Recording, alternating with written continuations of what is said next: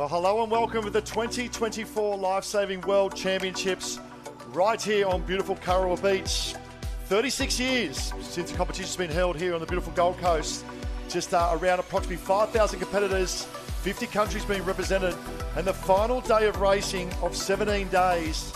That is the third day of the Open's Ocean Championships. That is Ty Ducker here with our specialist commentator in that of Courtney Hancock. Triple Crown winner back in 2011. She's done it all in the sport. And this is it, the stage is set. The cream will come to the fore. The stage is certainly set, isn't it, on Kurrawa Beach. The beautiful shots there of the drone. And we've got so much happening this afternoon. And I can't believe we're at the final day. This is it, the World Championships. So we just look on screen there. This is our order of events. We start off with the women's beach flags, the men's beach flags, the Ocean Woman. Then we go into the Ocean Man and the mixed Lifesaver, really. So that's what's on pack for us this afternoon. 5 massive events coming up and plenty of action in the sand and the water. And there is no better man to tell us about the conditions down there at the moment than expert commentator and all-round good guy as well, Josh Minogue. What is the update as we head into the final stage of the World Championships?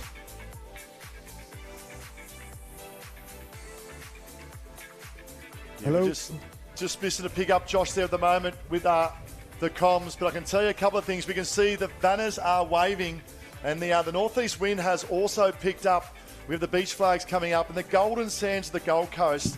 Hasn't it been a phenomenal 16 and a half days of racing? I can't believe it's been just over 2 weeks, and we are finally at the last day. It's very exciting. I'm also a little bit sad as well because It's been incredible watching all these athletes, international athletes, Australians, New Zealanders, but we do have our expert commentator. He is right there in the mix, and we'll move on to Josh Minogue. Yeah, thank you very much, Courtney. I am down here in the sand. We're about to find out who is the best in the sandpit here. The women's beach flag final not too far away. The men will go immediately after that. Then we've got a huge afternoon coming up. I'm very excited. The crowd has built and they're very fired up. Look at the spectacle as well, and we can see the skyscrapers at the Gold Coast, the golden sands at Kurrawa Beach. A big shout out to Kurrawa Beach and the Kurrawa Surf Lifesaving Club on showcasing this great event. As we see the 8 finalists make their way to the sandpit, this is going to be something special. And the reason being something special is we have our current Australian flag champion, Elizabeth E.J. Forsyth, unfortunately not competing. And also last weekend, our national teams champion of Abravanel, Anna, from that of France, also not there. It is a wide open field. 8 competitors go in, eliminating one at a time. This is great. And the start list that we have there, please, Courtney. It is one at a time. And look at this start list. So we have Taylor Sutherland. She's from Currumbin Beach Vikings, so not too far away. Peyton Williams. She is from the southern end. We go to New South Wales of Mollymook. The rich history. Chelsea Lane from Tweed Heads. Alexandra Rampoli, look out for her, North Cronulla. Chloe Mannix Power. She was the anchor in that Northcliffe team yesterday in the Ocean Woman Relay. Bailey Radford, Newport. We know how strong Newport is. Emily Rampoli, the sister of Alexandra out there. And Brianna Irving. And we all know what her resume looks like. Yeah, we look at the aspects of that, of the flags. It's reaction time, and it's explosive power in the turn, and then speed across the sand. And the diversity of the athletes we have lining up, we have some really explosive in terms of the turn, and we also have those explosive across the stands of Chloe Mannix Powell, and also that lined up of Irving. Here we go. 8 will go in, 7 will come out. The crowd is building. The atmosphere is up and about. Is the World Championships for 2024. Heads down, slow turn from that of Mannix Powell. Watch the sand across, spit across the sand she goes. 2 being eliminated, all of a sudden she's given up. Unbelievable scenes here. Talia Sunderland gave up on a flag, but it's the awareness to stay alive for the prize. And wow, we'll have a little replay that comes through at the moment. And top end of screen we can see, and just picking up that, looks like potentially that 2 girls in the bookend and giving up on the play on the big stage. Unbelievable scenes here, and unfortunately it is the mighty Vikings of Currumbin on the Gold Coast here of Talia Sunderland being eliminated. Wow, drama aplenty already in round 1. I can't believe, that was very dramatic straight up. Talia, she didn't realise that there was actually a flag in the middle. So beach flags, we've seen it time and time again. You have to be so aware, and it's never over till it's over. And probably the other thing as well, they've had an hour to an hour and a half in between that of the semi-final, now re-seen for that final. and its ability to have a very good warm-up, like water athletes like yourself, Courts, in over the years of elite professional racing. But you need to be on, especially the nature of beach flags. It's short, it's sharp, and it's definitely entertaining. We are now down to the seven best females in the world, as we see these great graphics lining up at the moment. It looks like we're going to roll from that of the same gender of the females coming back out again. Having a look earlier down the beach and spend the time this morning, the Rampoli girls, in particular, Alex Rampoli, looked very, very good. We talk about masters of their trade. We see the Rampoli girls there as well. Very similar cup to Brianna Irving. You see the New Zealand togs there, representing the Waikanae club over there in New Zealand. A huge shout out to those joining us on SBS Demand and also that of YouTube. As the girls now come out, it is a quality field. And you think the pressure's on the athletes. What about the pressure also on those of the starters? Potentially could have the Rampoli sisters next to each other. What about this? North Cronulla, position one and position. That's Alex Rampoli, probably the favourite going to this event. And I love how she goes about her business. She actually, in the Interstate Championships, managed to overcome that of EJ Forsyth, Australian champion, only a matter of about 12 to 15 months ago. Chloe Mannix Power, wow. You talk about power and explosive speed across the sand. If she can turn just as quick, she will be there, along with Irving as well, for the Waikanae Club of New Zealand. And top of screen close to that of the fence line, Chelsea Lane from Tweed Heads, Coolangatta. That's on the border of New South Wales and Queensland. So much at stake, so much on offer. It's all about speed, it's all about power. It's all about tactics. I was going to say, Ty, looking at this start list, you just mentioned Chelsea Lane. I feel she's in danger here. She's got Mannix Power next to her, very, very fast, but then Rampoli sisters are right of the screen, lanes 1 and 2. They are not going to get each other out. They're going to push to the left. So I feel at the moment, Chelsea Lane, she's going to be really fighting for her life here. Brianna Irving, unfortunately, 7 days ago, broke early in the national teams championships. Would like redemption here. They are in the starters' hands. Danger potentially to the left-hand side. That of Lane. Mannix Power. Oh, early break. I believe Mannix Power may be gone. Lane 6 went early, and she knows the importance of the turn. More drama. Unbelievable scenes. Chloe Mannix Power, second in the World Championship beach sprint for the females yesterday. Yeah. Unbelievable scenes. Eliminated. We might get to Josh in a moment and get an update. Going too early. She knows she gives away left-hand side too early. And that's the reaction time. Drama, drama, drama here in the World Beach Flags for females. The disappointment says it all there, Courts. Oh, she'd be devastated, and in her mind it's going to be the whole time, what could have been. What could have been, and she won't know at the moment, but she's had a great campaign. It's been a big week for herself, so... And we've seen it about 5 or 6 times today. It's very easy, and also you can get disqualified for actually just moving a little bit. So it's all a part of that technique with the beach flags. And I think just knowing the turn, she had to be there. She's got the speed. Heads down. All right, movement, danger for my left-hand side. Also danger, Irving in trouble. Irving, Rampoli. Rampoli's had to go each for a flag.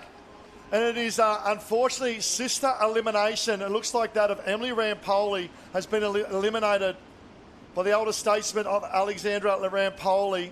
They tried to make the move on that of Brianna Irving, but it was the strength and power across the sand of Irving. You see the girls just waiting. There may be a bit of drama as well as they have the third run. Let's have a look, bottom of screen here. Rampoli 1-2. You can see Alex trying to protect her sister from North Cronulla. And then in the last moment, having to dive across for that to a clubmate and also sibling. They are just cross-checking that. Wow, what a way to start Day 3's finals package, the final day of our World Lifesaving Championships. Wow, we knew it was going to deliver, and this is only the first final of many coming up. Let's have a look again. Looks like we've got the men now coming to the stage as 8 will go in of the 8 males. And this is a super quality field. In particular, Sam Zustovic in position 5, the current world champion from 2018, looking to go back-to-back. But we have that of Mollymook, the strong club of beach flagging of Bridges.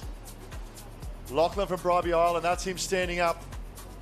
in position 2, the pocket rocket from Bribey Island. Jason Goff, disappointed, so close to the teams last week being second.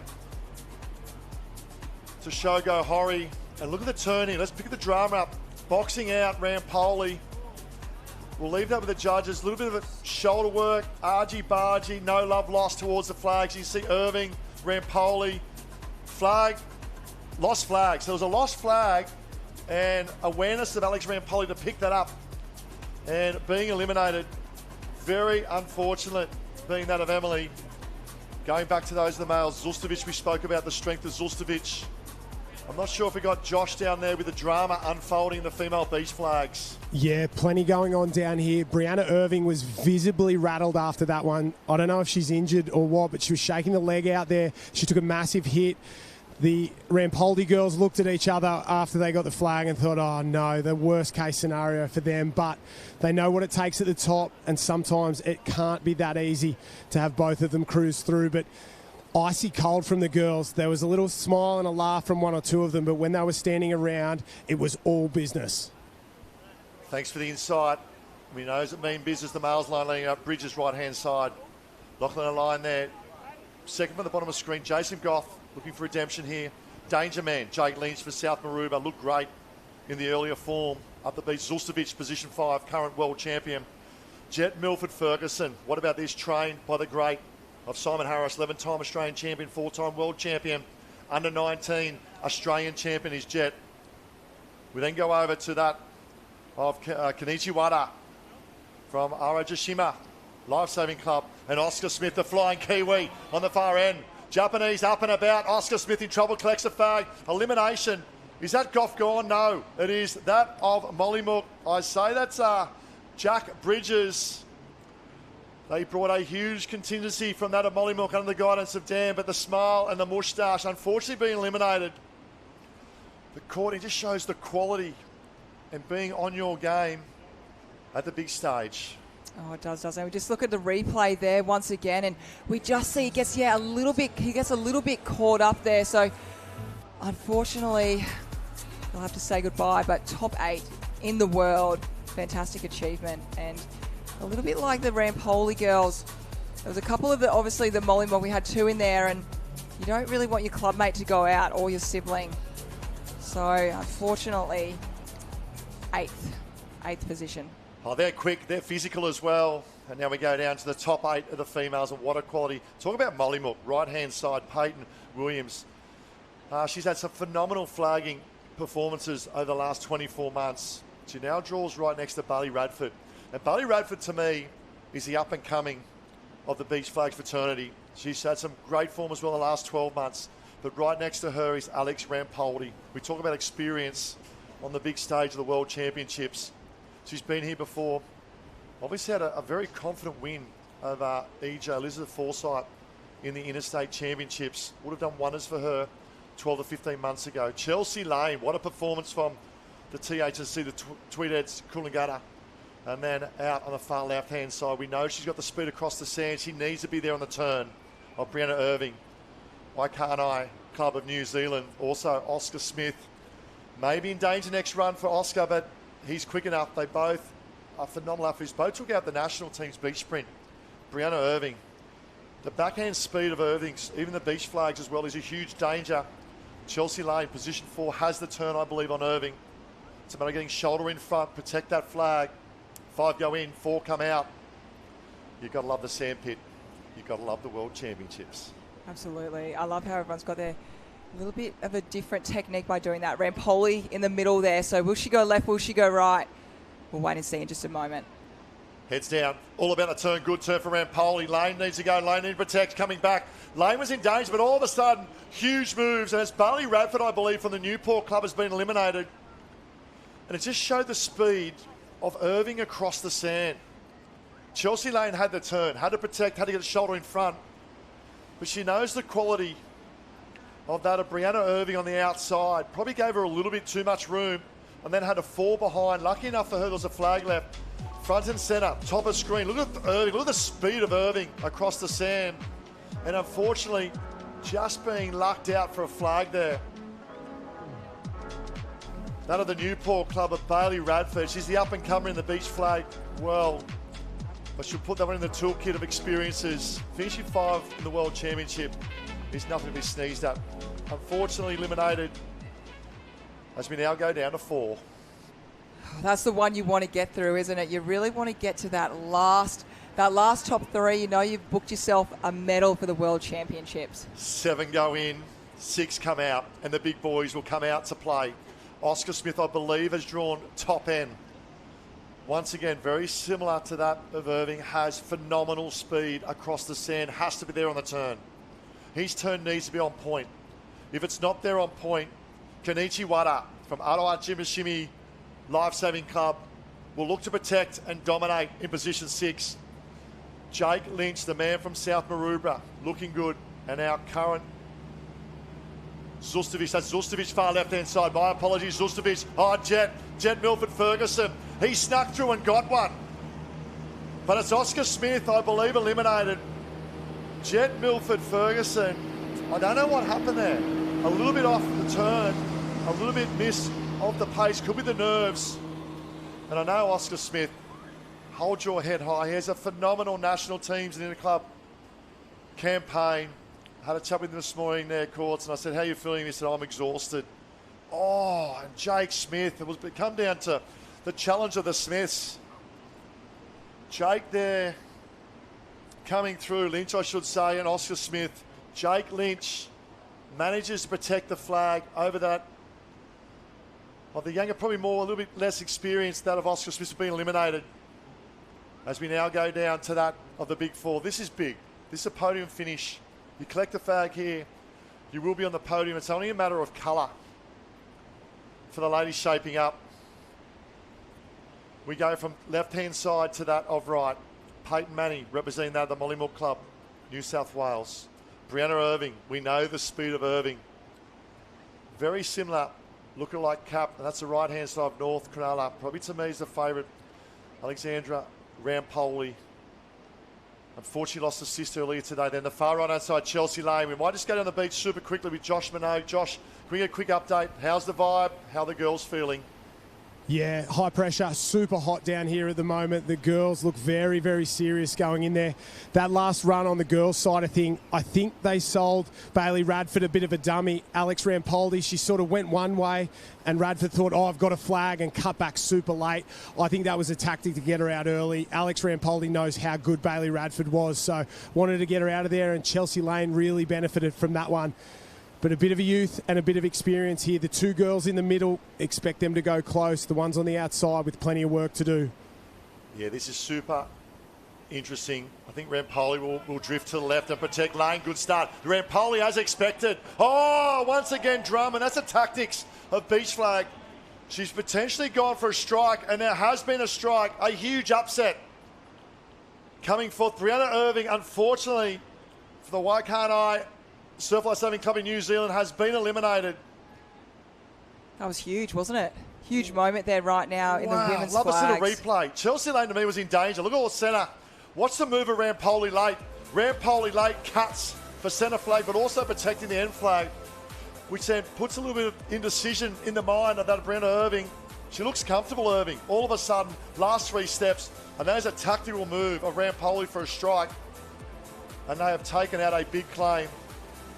But what a campaign from Irving in the last 2 weeks. We talk about that.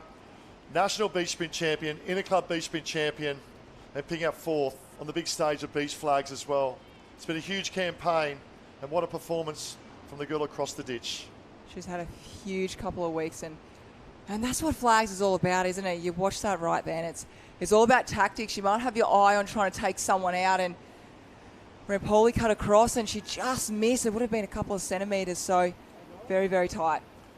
Yes, you need to be on your game as they're lining up now. 6 will go in, 5 will come out. Jake Lynch looked good, right-hand side. Jet Milford Ferguson, second from the right, looked in danger last move, but he's a big game player. Current under-19 Australian Beach Flags champion. Is coached by 4 times world champion and Mr. Flags of Simon Harris. Jason Goff, I love the little bit of a shoulder angle there of Jason Goff. Not sure there's a tactical manoeuvre to get in. Zustovic, position 5, huge danger. And that also, Japan in 6. Bribey Island left-hand side's got to go. Japan will cut across in front of Bribey. Bribey Zustovic protect as well. Once again, massive drama. Jake Lynch eliminated.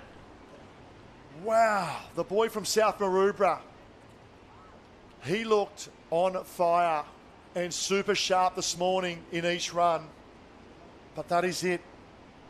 A slight drop in performance, or just being switched off. Look at the move here. Far right-hand side, Lynch. Probably a little bit slow. Jed Ferguson, great protection of the block. Little stumble there from Jake. But let's get an update down the beach with Josh Minogue. Yeah, Jake Lynch, the elder statesman of beach flags for a long, long time. He's had a couple of years out of the sport, come back, just didn't have that pace there. And it looks like, well, Kenichi Wada from Japan, who looks the absolute favourite so far, and the rest of the boys trying to fight it out. None of them are willing to go against him. None of them are willing to challenge him. So it's going to be a really tough one for the Australians up against the international. And then we're down to a final three in the ladies. All these girls will get a medal. It's just a matter of which colour. Yeah, exactly right. They are podium, and the quality comes out. Chelsea Lane, what a performance from the young girl from Tweed Heads. Coolangatta right-hand side. Peyton Williams in position 4 for the Mollymook Club. And the left-hand side. I know one thing in particular. Peyton Williams and Alexander Rampoli, they know each other's tactics, manoeuvres, strengths, weaknesses. Chelsea Lane obviously being the Queenslander as well. Mix it with the girls at the big stage, the Aussie Championships. Big move here, big play. Rampoli, left-hand side, will she take a strike? Yeah, we know exactly where Rampoli's going to go after this one. And she has been the quickest turn, so we'll wait and see how she goes here in a moment. Very focused at the moment, all the girls. This is for a World Championships. Heads are up. Look for the big turn from Chelsea Lane, right-hand side. She needs to be on point. Oh, I think Rampoli might have gone early. Another huge drama. Rampoli, I believe, has gone early. Look at the disappointment of the body language of Rampoli. Unbelievable. And it just shows what it means to be, let's say, left-hand side, little movement, little twitch. Heads down. Rampoli early and gone, eliminated. Bronze medal, World Championship. The disappointment, the head dip as well. Oh my God. She just left her head in the sand there. She'd be absolutely devastated. For me, she stood out as being the quickest turn and first to getting that flag. And she really set herself up. She got Irving out just before. So, she looks devastated, heartbroken. Devastation. All morning. She's been the best flagger all morning. Down to the big three on the big stage, the nerves, and the importance of knowing to get that reaction time. Our heart goes out to Alex Rampoli. Obviously, he had to take his sister earlier as well as an early claim. Then to finish third. She's on the podium of the big stage of World Championships. Not to be sneezed at, but the bronze medal, I know she was chasing that of the gold. Yeah, she obviously wanted to have that opportunity just to see how she went. So... And I believe she had, a lot to really go the whole way. She looked fantastic right from early this morning. So we'll have New South Wales versus Queensland. Mollymook versus that not too far of Tweed Heads Coolangatta. We see the clapping, the cheering, the crowd getting the girls going. This is for a World Championship title. Coming alive, 2 go in, 1 will come out to be crowned the World Champion for 2024. Check starter in position. Head starter in position. 2 go in, 1 will come out. Lane right-hand side. Williams left-hand side. Heads down. All about that turn. Chelsea Lane, good turn. Controls. Oh, the strength of Williams. And that has now become the world champion in beach flags. Peyton Williams, take a bow.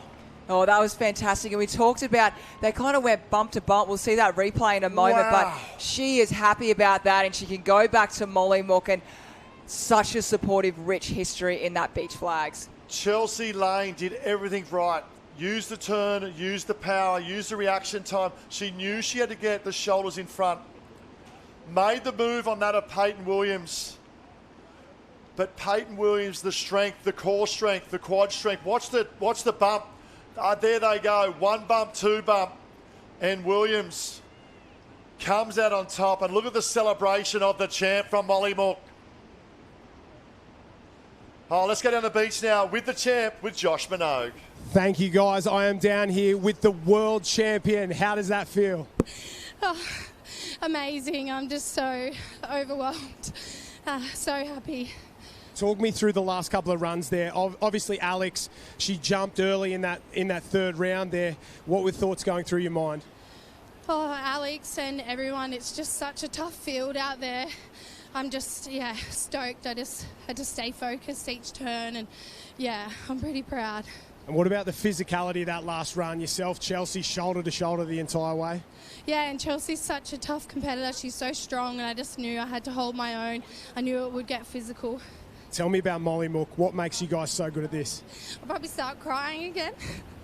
But it's just the best team. We just have so much support down there, and it's all fed through our coach. So I wouldn't be doing it if it wasn't for them. And world champion has a pretty nice ring to it. It does. I don't think I can believe it yet. Well, you're not crying. I'm not crying. There's no one crying down here at all, but you are the world champion. Congratulations. Thank you so much. That is massive.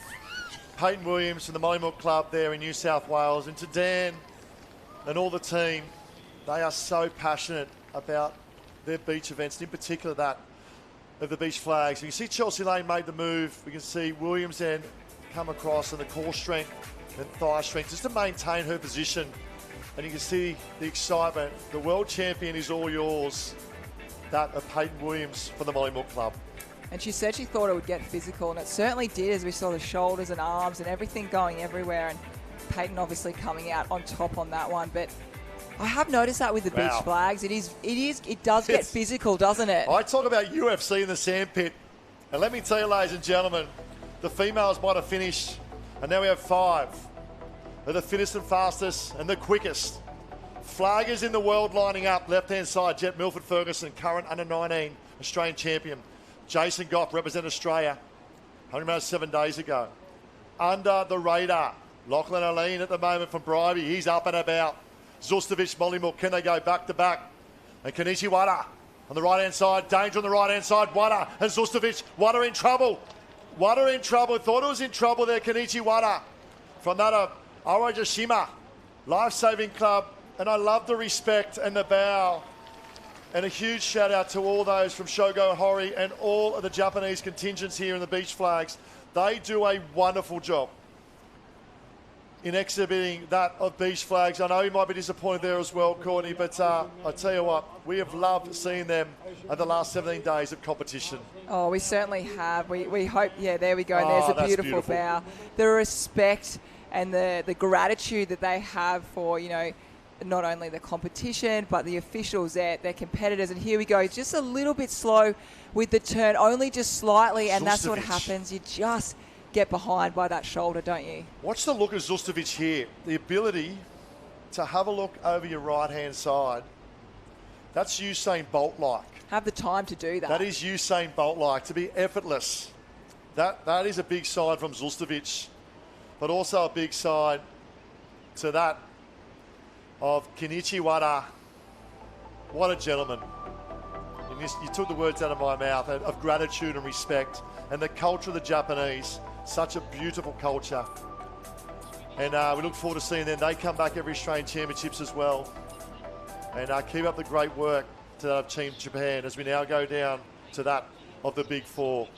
This is the one you want to get through. And we're going to throw down to Josh as well, the excitement.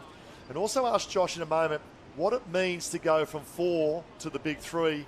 Josh Minogue, you with us down there, mate? Yeah, mate, that's everything. To get a medal is something special. To miss out can be truly heartbreaking. And I honestly believe Sam Zustovic ran his final in that last round. He was lined up alongside the Japanese competitor. He knew it was there and then that one of those guys was going to go out. It might sound dramatic, but I saw him have a look beforehand. He knew exactly what he was doing. He knew he was the big threat, and he's taken him out. The other boys will be grateful, but they're not going to give him any advantage in this one. You get through this one, you've got a medal, you can stand on the podium at a World Championship. You miss out, it's what could have been. Yes, most definitely, and there's nothing worse than coming fourth, but World Championships, big danger here for a couple of meets. Lachlan from Bribey, super impressed. I don't know much about Lachlan, but he's a big game performer there, Courtney, and hasn't he stepped up in the final heats this afternoon? Yeah, we'll wait and see. As Josh said, this can be heartbreaking, or it can be, you know, knowing that you're in the top 3 for the World Championship. So nerves all around it. And that's the thing with the beach flags. Like the ocean competitors, they only get nervous off the start, but the beach competitors, it is round after round. So the emotions that they go through, it's like, I tell you what, they go through everything out there. Jason Goff, bottom of screen, disappointed. Took out the B final of the Interclub World Beach Sprint yesterday. Wanted to be in the A final, and he said to me, the flags is my event today. Shaping up, represent Australia only a matter of 7 days ago. Taking out the national team's championship as well. Jet Milford, this is a big play here. Zulcevic, left-hand side. Potentially looking at the moment as the informed, probably the favourite, position 6. Jet Milford, big decision. Where does Zulcevic go? Does he take the outside flag? Does he come for the internal inside flag? Opens up the outside flag for Jet Milford Ferguson. Starter's hands, heads down. Big play, big turns. They come out. Looks like Lachlan in trouble at the moment. That was the move we spoke about. The exact move of Zulcevic. He decided to protect that outside flag, go for the middle flag, then open up the outside flag, leaving one for Lachlan, or that of Jet, and unfortunately being eliminated. But what a performance from the lightning bolt of Bribey Island. What a performance from the young man. Disappointment of being 4th, but hold your head very high on the big stage. Yeah, that's fantastic. 4th in the World Championships, and you were spot on. You were spot on time with that. Zulcevic, he was either going to go straight or he's going to make it a little bit tricky for the rest of the athletes there. So we'll see that replay again. Top of screen, Vucevic, see Lachlan butting shoulders with Jet. Jet almost went left side, had a recorrect going right. Watch the turn here of the Golden Star on top. Big change in direction. Lachlan. Gentleman-like towards the end, but no contact of Jet.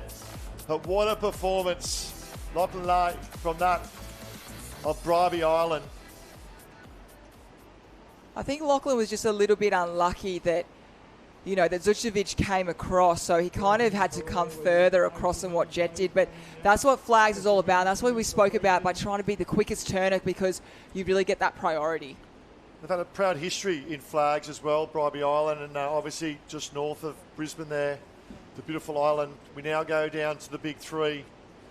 And we're going to shoot over to Josh Minogue with his toes in the sand. Who do you like in the big 3 coming out there, Joshy? Yeah, thanks, guys. This really is a clash of the generations. Jet Milford Ferguson, he's the future of beach flags. Sam Zulcevic, he is the current king. And Jason Goff, he's been here so many times. I just had a quick chat with a couple of guys on the side there. Jason Goff carrying a little injury in his groin there, so he's not at 100%, and he's just surviving. And he keeps getting it done. Big heart from the fella. But it's going to come down to something special here. Sam Zulcevic looks very special at the moment. On point, about as good as I've ever seen him. Jason Goff in the middle. And the man from Surfers Paradise out on the edge. It's going to take something massive to get through this one. 2 of the best flag turns and effort and tactical plays to take out that of the World Championships. All that training, not only in terms of the explosiveness on the beach and the track, but also the gym work of the explosive power, upper body, lower body. Goff, left-hand side, one more. It's all about processes. The man, the moment, the current world champion, Zulcevic.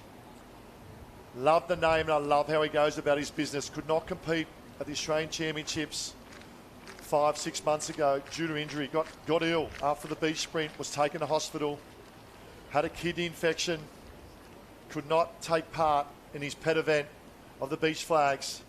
Is this redemption? Is this back-to-back for Mollymilk for Zulcevic, but also of the 2024 World Championships in flags, with Williams taking out the female beach flags, and Zulcevic.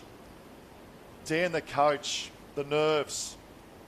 Roberts, the coach of Goff, and Simon Harris, the coach of Jet Milford. Look at Milford right-hand side going through his processes. This is big.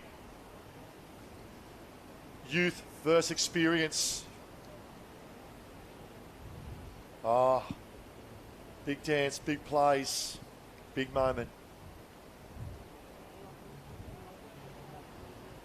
Goff's got to get the turn. Centre, heads are up, heads down. Zulcevic round nice, Jet Milford as well. Milford and Zulcevic, Goff cup, protects the flag. And it's a young boy from SP Lovers Surfers Paradise. What a moment. 18 years of age, bronze medalist in the World Championships. A little bit of disappointment, but still a phenomenal performance by Jet Milford-Ferguson. Yeah, that was a phenomenal performance. And as you said, he's only very young. He only came off, winning the Junior Australian Championship. So he's going to get better and better. Working with Simon Harris, obviously knows all those tricks and of the trade out there. So he'll be getting stronger, more experienced, and we'll see. We've got a lot to see from Jet for the future years. From 3 we go to 2, and now it's Goff versus Zulcevic. Let's go back 7 days ago. Let's have a little replay first of all. Good turn from Goff, but the speed across the sand, over the 10 metres in particular, Zulcevic, the explosive power from the boy from Mollymook. Goff having to go to plan B protects that. And it's the positioning as well, being close to the flag. You can see Jet just falling short, and the clap of the hands as well, knowing, oh, so close. It leaves 2. Zulcevic, obviously favourite world champion, coming to this one.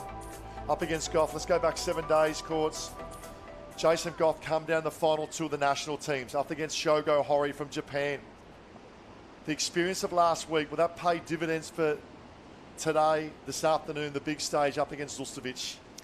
I think if Goff has done the correct recovery, which I'm sure he has, he's very professional, and he's had a good, a few race hit outs. So, it's Zulcevic has come, straight in, and he's nice and fresh, and he's come, as you said, sickness and injury. So they both definitely had different preps for this.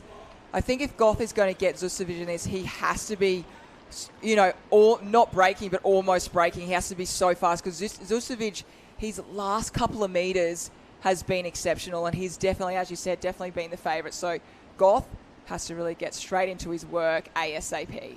And also those nerves lining up here. Zulcevic has been here before, Goff's been there before. They've both played and performed on the big stage. Goff on the right-hand side, that's from the Northcliffe Club. Zulcevic from Mollymook. What a moment it can be for that of Mollymook. Open female, and potentially that of the Open Male Beach Flag Championship. The crowd is building. How are we down there, Josh Minogue? How is the atmosphere for the final run in the sand?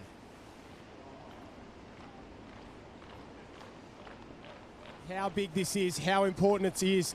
Both these men have been at the top level for so long. We're about to find out who is the best in the world. Goff versus Zulcevic. 2 men, 1 flag, 1 gold medal. There can only be 1 champ. 1 champ, 1 flag, 2 go in, 1 will come out. We almost need to have a gold flag, don't we, to go for, because the gold... I was thinking exactly the same. I tell you what, whoever wins, I want to see a post-flag fly celebration. This is it. 2 go in, 1 will coming out. The World Beach Flag Championships for males for 2024. Zulcevic, left-hand side, Mollymook, Jason Goff, BMD Northcliffe, right-hand side. They are in the starters' hands.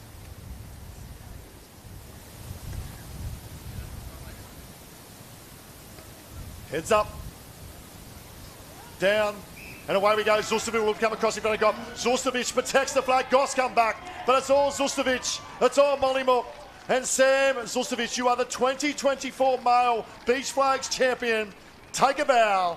Sam Zulcevic. Oh, congratulations. He's just too good, isn't he? But Goff, really, I felt like that was actually his best run that he's done. He was very quick off the turn, and he didn't make it easy for Zulcevic to get that flag at the end there, but too good. World champion. To see him getting the photo there and looking happy about it. He says, I want to keep the flag. I want to keep the flag as well. Zulcevic, the smile says it all. Over he goes. A little replay here, and this is a good battle. I love the fight back of Goff. It potentially almost snuck under the armpit of Zulcevic. But the explosive power, the turn and speed across the beach, and the smile on the dial of the 2024 flag champion. There it is, Sam Zulcevic, now on the beach with Josh Minogue. It's an understatement, that's for sure. When you saw Peyton get it done in the girls, did you know you have to do it in the boys? I couldn't let it down. I had to get that. Otherwise, Dean would have killed me. Talk to me about the last 12 months. The Aussie titles, the illness, you ended up in hospital. How disappointed were you after that? Yeah, it was very disappointing. I didn't expect that to happen. I trained so hard for it, and for some reason it just went on me. It wasn't meant to be. So to get this done today, I'm stoked. 140 athletes, run after run after run in the heats. What's it take to be this good, the world's best? Stay composed, stay relaxed, and just take each turn as it goes and just slowly get through. Who do you have to thank at Mollymook? I'd like to thank my mum and dad. I wouldn't be here for them, and I'd love to thank Dan. He's a legend. Plus all the officials, that if they weren't here, wouldn't be able to put this on, so it's awesome. You've been at the top end for a very long time. Congratulations, you're now the world champion again. Slamming Sami Zustovic, the best on the planet. Cheers, Josh, you appreciate it. Sam Zustovic, best on the planet, back-to-back best on the planet as well. And I love how he thanks his mum and dad. What a moment, the time and energy of all parents with these athletes as well. So Scotty McCartney there as well from another club, Goodson Headland. Peyton Williams, what about a big shout out to the Volleyball Club. I know they'll be watching this on SBS On Demand or that of YouTube. A huge shout out to the Volleyball Club and that of Dan and all the team down there. Wow, build a statue. Build a statue of Peyton and build a statue of Sam as we now go from the golden sands of Kurrawa to that of the beautiful blue water of the ocean events. And 3 massive events coming up, starting out with that of the Open Women Ocean Woman event. 24 of the fittest and fastest surf sports ocean women in the world will line up. Piper Harrison, the Newport Club, Naomi Scott. What about the form of Scotty from Northcliffe? Gemma Smith, she's back in the disciplines of swim, board and ski. Sussex County, USA, Lily Fanati, Brodie Trinker, close enough in the swim, look out from Southport. Holmesby there as well from Half Moon, is what a great to see. Newport from Kibble. Van Campen, Surface Paradise, Electra Outram, Sunshine Beach, Lizzie Wellborn, the form of Wellborn from Newport, Dominique Stitt from Nanamalulabar, Grace Harris, Alexander Headland, Lucy Derbyshire from just up the road of SP Love, Cross, Slaven, Burley Hills Mowbray Park, Corrin, Northcliffe, Tiani Massey, what a semi-final earlier today, Irwin from that of Dicky Beach, Georgia Miller, Carla Papak from Burley Heads as well, and that leaves 4 and 4 only.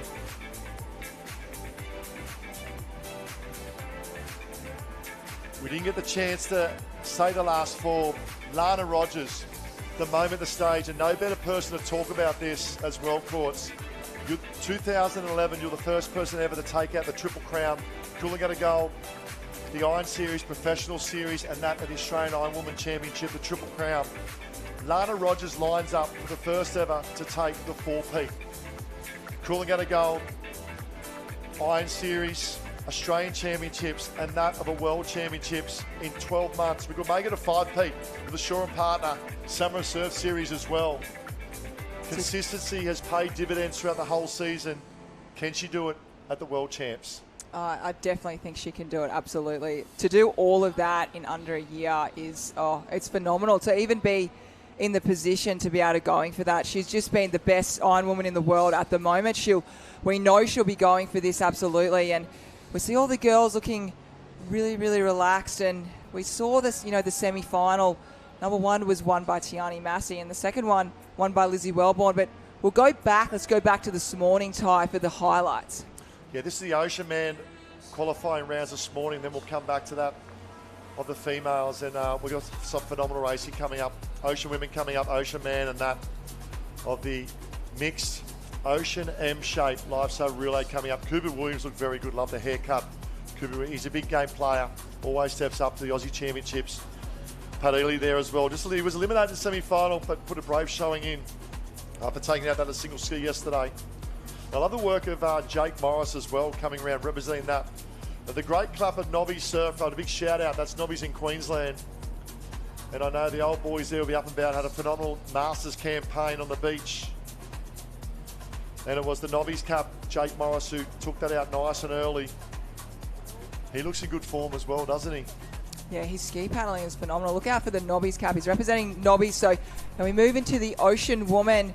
We saw Naomi Scott. She's traditionally gets out there in front. Lily O'Sullivan in good form at the moment. We spoke about Lizzie Wellborn as well. So we've got the 3 L's, don't we? Lana, Lily, and Lizzie. They've been 3 top performers. So look out for the 3 L's. There's Lily O'Sullivan on screen at the moment. Body surfing and skills for this Ocean Man and Woman, they're going to really come into play. And this young lady on screen, let me go back 2 years ago. As a youth, under 19, won the world titles, won the swim, the board, and that of the Ocean Woman. 2 years later, here at Kurrawa, yesterday, took out the swim and that of the board. Lily O'Sullivan, Lily O, can she do a 3-peat within, obviously, back-to-back years of 2 years of Lily O? She's in scintillating form and proved that this morning as well. Yeah, she definitely did. She is on fire. We spoke about going the swim and the board. Why can't she do the Ocean Woman as well? So she'll definitely be going for that. Her work isn't done for the weekend. We see Livia Corrin. We got to talk about the L's as well. Liv Corrin too. Make that a 4th L as well. She's really been a smoke in there as well. This last 12 months has been incredible. She also looks like she's getting better and better as the racing is going on. She doesn't look fatigued. And we just saw a little bit of havoc there. It was Georgia Miller that just came off there, but it didn't worry her at all. She had plenty of distance in front of that 8th position there. So 24 in this final for the Ocean Man, Ocean Woman. Ty, we spoke about it just before we came on air. Can you imagine you've got 24 of the best athletes in the world going for that one can? Yeah, what's interesting, and we see the highlights of the flags coming up, and this is the beach flag qualification this morning. This just shows the rounds have been through. Obviously, we started Sam Zulcevic and Peyton Williams taking out the final. And these are the highlights as we prepare for that. They'll be introduced to the big stage in a moment. But coming up the Ocean Woman Relay, what's also very interesting towards, it is an M-shaped course. So to me, it pulls back a little bit on the raw swimming speed and introduces the skill sets. So instead of going out and in, where we look at 3 times out, 3 times in, it is now 6. And skill sets need to be a premium. The tide has dropped. Leg fitness will play a huge part in terms of the ability to weigh. Look at the crowd building here as well. It is phenomenal. The open women, Ocean Women about to line up, 24. And look at that tide. Now, you've been there, you've done this. It's a lot of leg pain. When we look at some of these people who've been racing for 14 days of competition, the national teams and now the Interclub, so much at stake, so much on offer, but it's means so much to become the world champion. Oh, it means so much to all of these women. And you don't get there's not many opportunities to get this shot. For a lot of these girls, this is their first time having this shot because we had COVID the last 6 years. We haven't been able to race this competition, and there's another 2 years till we, Morocco crown our next champion. So we're going to go down to the beach. I think we've got Josh Minogue going to announce our 24 Ocean Women. Well, ladies and gentlemen, it gives me great pleasure to introduce your 2024 Lifesaving World Championship Ocean Woman Final. In one, from Manly Surf Life Saving Club, Georgia Singleton. From Sunshine Beach, Gemma Smith-Welsh. From Burleigh Heads, Mowbray Park, Lily O'Sullivan. From Burleigh Heads, Mowbray Park, Carla Papak. From BMD Northcliffe, Georgia Miller. From Dickey Beach, Caitlin Irwin.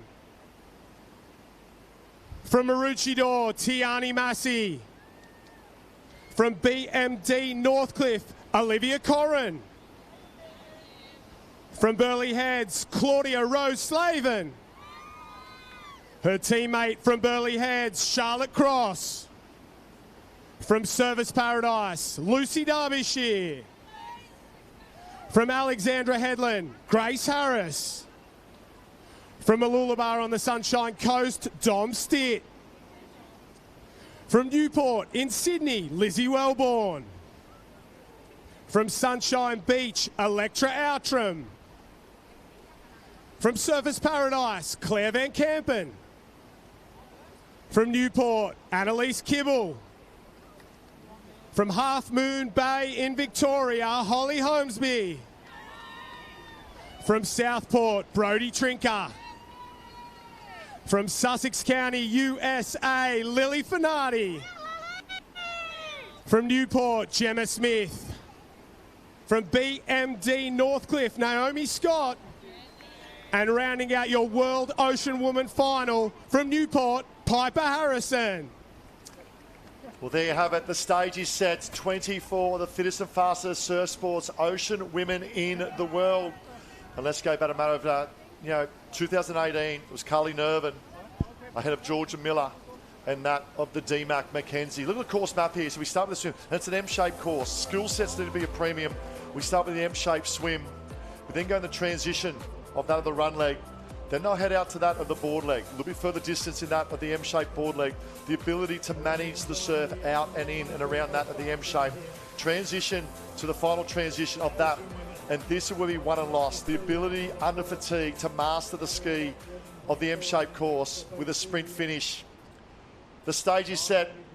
The world stage is set. 24 line up. It's been a huge program, but the cream will come to the fore. And certainly will. You just saw that drone shot. You can just see on the water's edge there, it is not a flat-out sprint there. There's a lot of potholes. So for the girls, they've really got to try and hold their feet, hold their own out there. But look for the likes of Naomi Scott. She's been the quickest starter. She's second. So go to the right hand of the screen. She's number 2. Draw number 2 lane. So look at her to maybe come across very early on. She's been the quickest.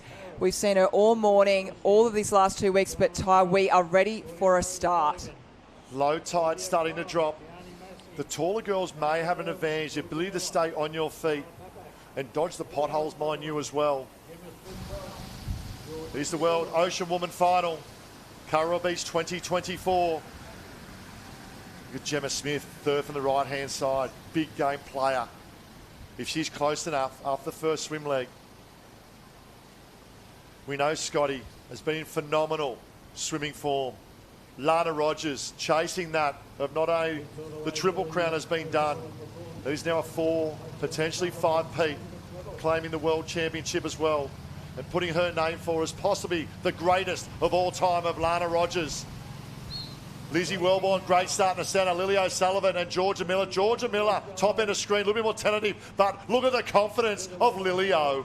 Yeah, Lily O'Sullivan, she is on the southern side there. Naomi Scott, she's held her feet. We spoke about her. Electra Altram in the middle there, the long legs. I'm really impressed with Tiani Massey. She's a little bit smaller in height, but that is definitely not going to stop her. Let's go back 18 months ago. That of Naomi Scott, Australian Iron Woman champion. What a start of that of Naomi Scott. Now remember, it is an M-shaped course. Now straight into the swimmer things of Scotty, and we know how well she's swimming at the moment. This is a master stroke of Naomi Scott. I'm liking the northern side at the moment because remember the sweep is going from left to right of your screen. So Naomi Scott is going to go with the swell, and then you've got the likes of Georgia Miller, Lily O'Sullivan. They are fighting back. So really look out for the girls on that northern side. Clean water for Scotty at the moment. The other thing I love about it is going to be massive congestion on that of first can, because not only they've been pushed to the south, it'll build the crowd to the south as well. Naomi Scott will go around in one nice and clear. Georgia Miller out in clean water. Lily O'Sullivan on the hip and just now back on the feet of Georgia Miller. Around she goes, Scotty, looking comfortable out in front. And this is the moment. Scotty's out. She's free. She's out of the mess. Tiani Massey might just get around with Gemma Welch-Smith there.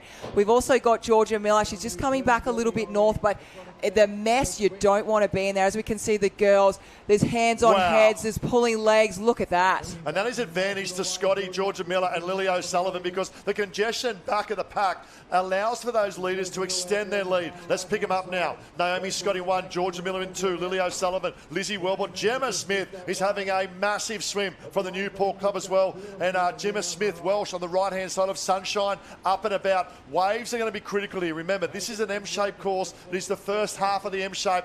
You pick up a wave, you bring your skill set in, it'll make a huge difference. I'm really impressed with also got Annalise Kibble in there, Tiani Massey, but Ty, there is a wave on offer and you need to be down this one. Gemma Smith picks it up, Tiani Massey as well, the right-hand side. Looks like Lily Finardi potentially as well. But Naomi Scott, I believe, is already up and running out of screen.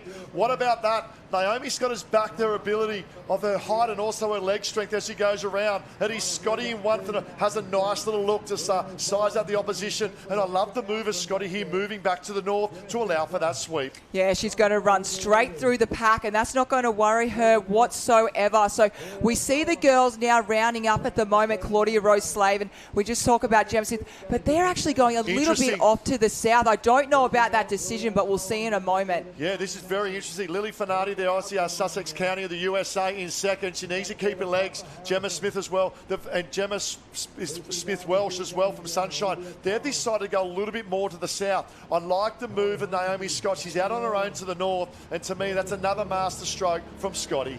Naomi Scott, she's really racing this very smart at the moment. She got up, she got running, she didn't wait around for that wave coming through. We don't see her on screen at the moment because she has such a good lead at the moment, but she is out in green water at the moment. And I tell you what, for Naomi Scott, if she can set herself up and get out of this mess, there is a great opportunity in M-shaped courses. If you're out by yourself, you just keep extending and extending. Naomi Scott has bolted. And I tell you what, she's a phenomenal swimmer, and the way she's paddling her craft at the moment is second to none as well. She's in a peak performance, representing the Australian team a matter of 7 days ago, and performed on the big stage so well. Scotty, this is unbelievable scenes. Look at this on the context of the world stage. Where is Lana Rogers? Where is the rest of the chase pack? With that wave coming through with the girls, it really muddled everyone up and it put everyone in different positions. So be really interesting where we get the girls up in the transition. We'll obviously speak to Josh when we go around for that moment. But Naomi Scott, Australian Ocean Woman champion, Australian also ski champion. And remember, the ski is the last leg. Oh, confidence builds, confidence plays, and how she goes at the moment. 2 years ago, we spoke about that of the Australian Championships. Very, very similar to the context. Scotty out in front, and I tell you what about this? When you are on, you are on. Oh, she's just setting up this perfectly. We didn't mention her at the start of the race. I think, we spoke about she's had such a big program, but really her swimming has just been, she's been, taking on Lani Pallister in that swim world championships we saw yesterday, and she got the runner-up, which, it's no easy feat, but Naomi Scott, you go, girl, because you are going for the world champion ocean woman. 1/3 of the way there. Let's get on the beach now, the transition. What about this, Josh Minogue? Scotty on fire. I have never seen an opening leg from an Ocean Woman event like this one. Naomi Scott has grabbed this one by the scruff of the neck, and they've already started engraving her name on the trophy. She is that far out in front. This is her race to lose. She comes through, she looks confident, gets the instructions from Coach Naomi Flood, grabs the board, and the rest of the field not even out of the water. Georgia Miller stands up, Lucy Derbyshire stands up, Gemma Smith-Welsh stands up, and Naomi Scott is onto her board and away. This is incredible. Naomi Scott is flying quite interesting. Comes around transition, picks the board up, looks in the transition zone for where second and third is. They are still in the water. The big question is, we know how fit she is, but she's had a massive program the last 14 days, and the girls are on the chase. I think for Naomi Scott at the moment, if she can just get through the board leg and then she'll get back on a ski, I reckon that'll be what she's thinking right now. We see Lucy Derbyshire, we spoke about, she's had a very light program. This is her one and only event for this whole 2 weeks. Georgia Miller's in there as well, so she's had a big program. Tiani Massey's in there, Lily O'Sullivan in there. So you've got some of your Coolangatta Gold athletes.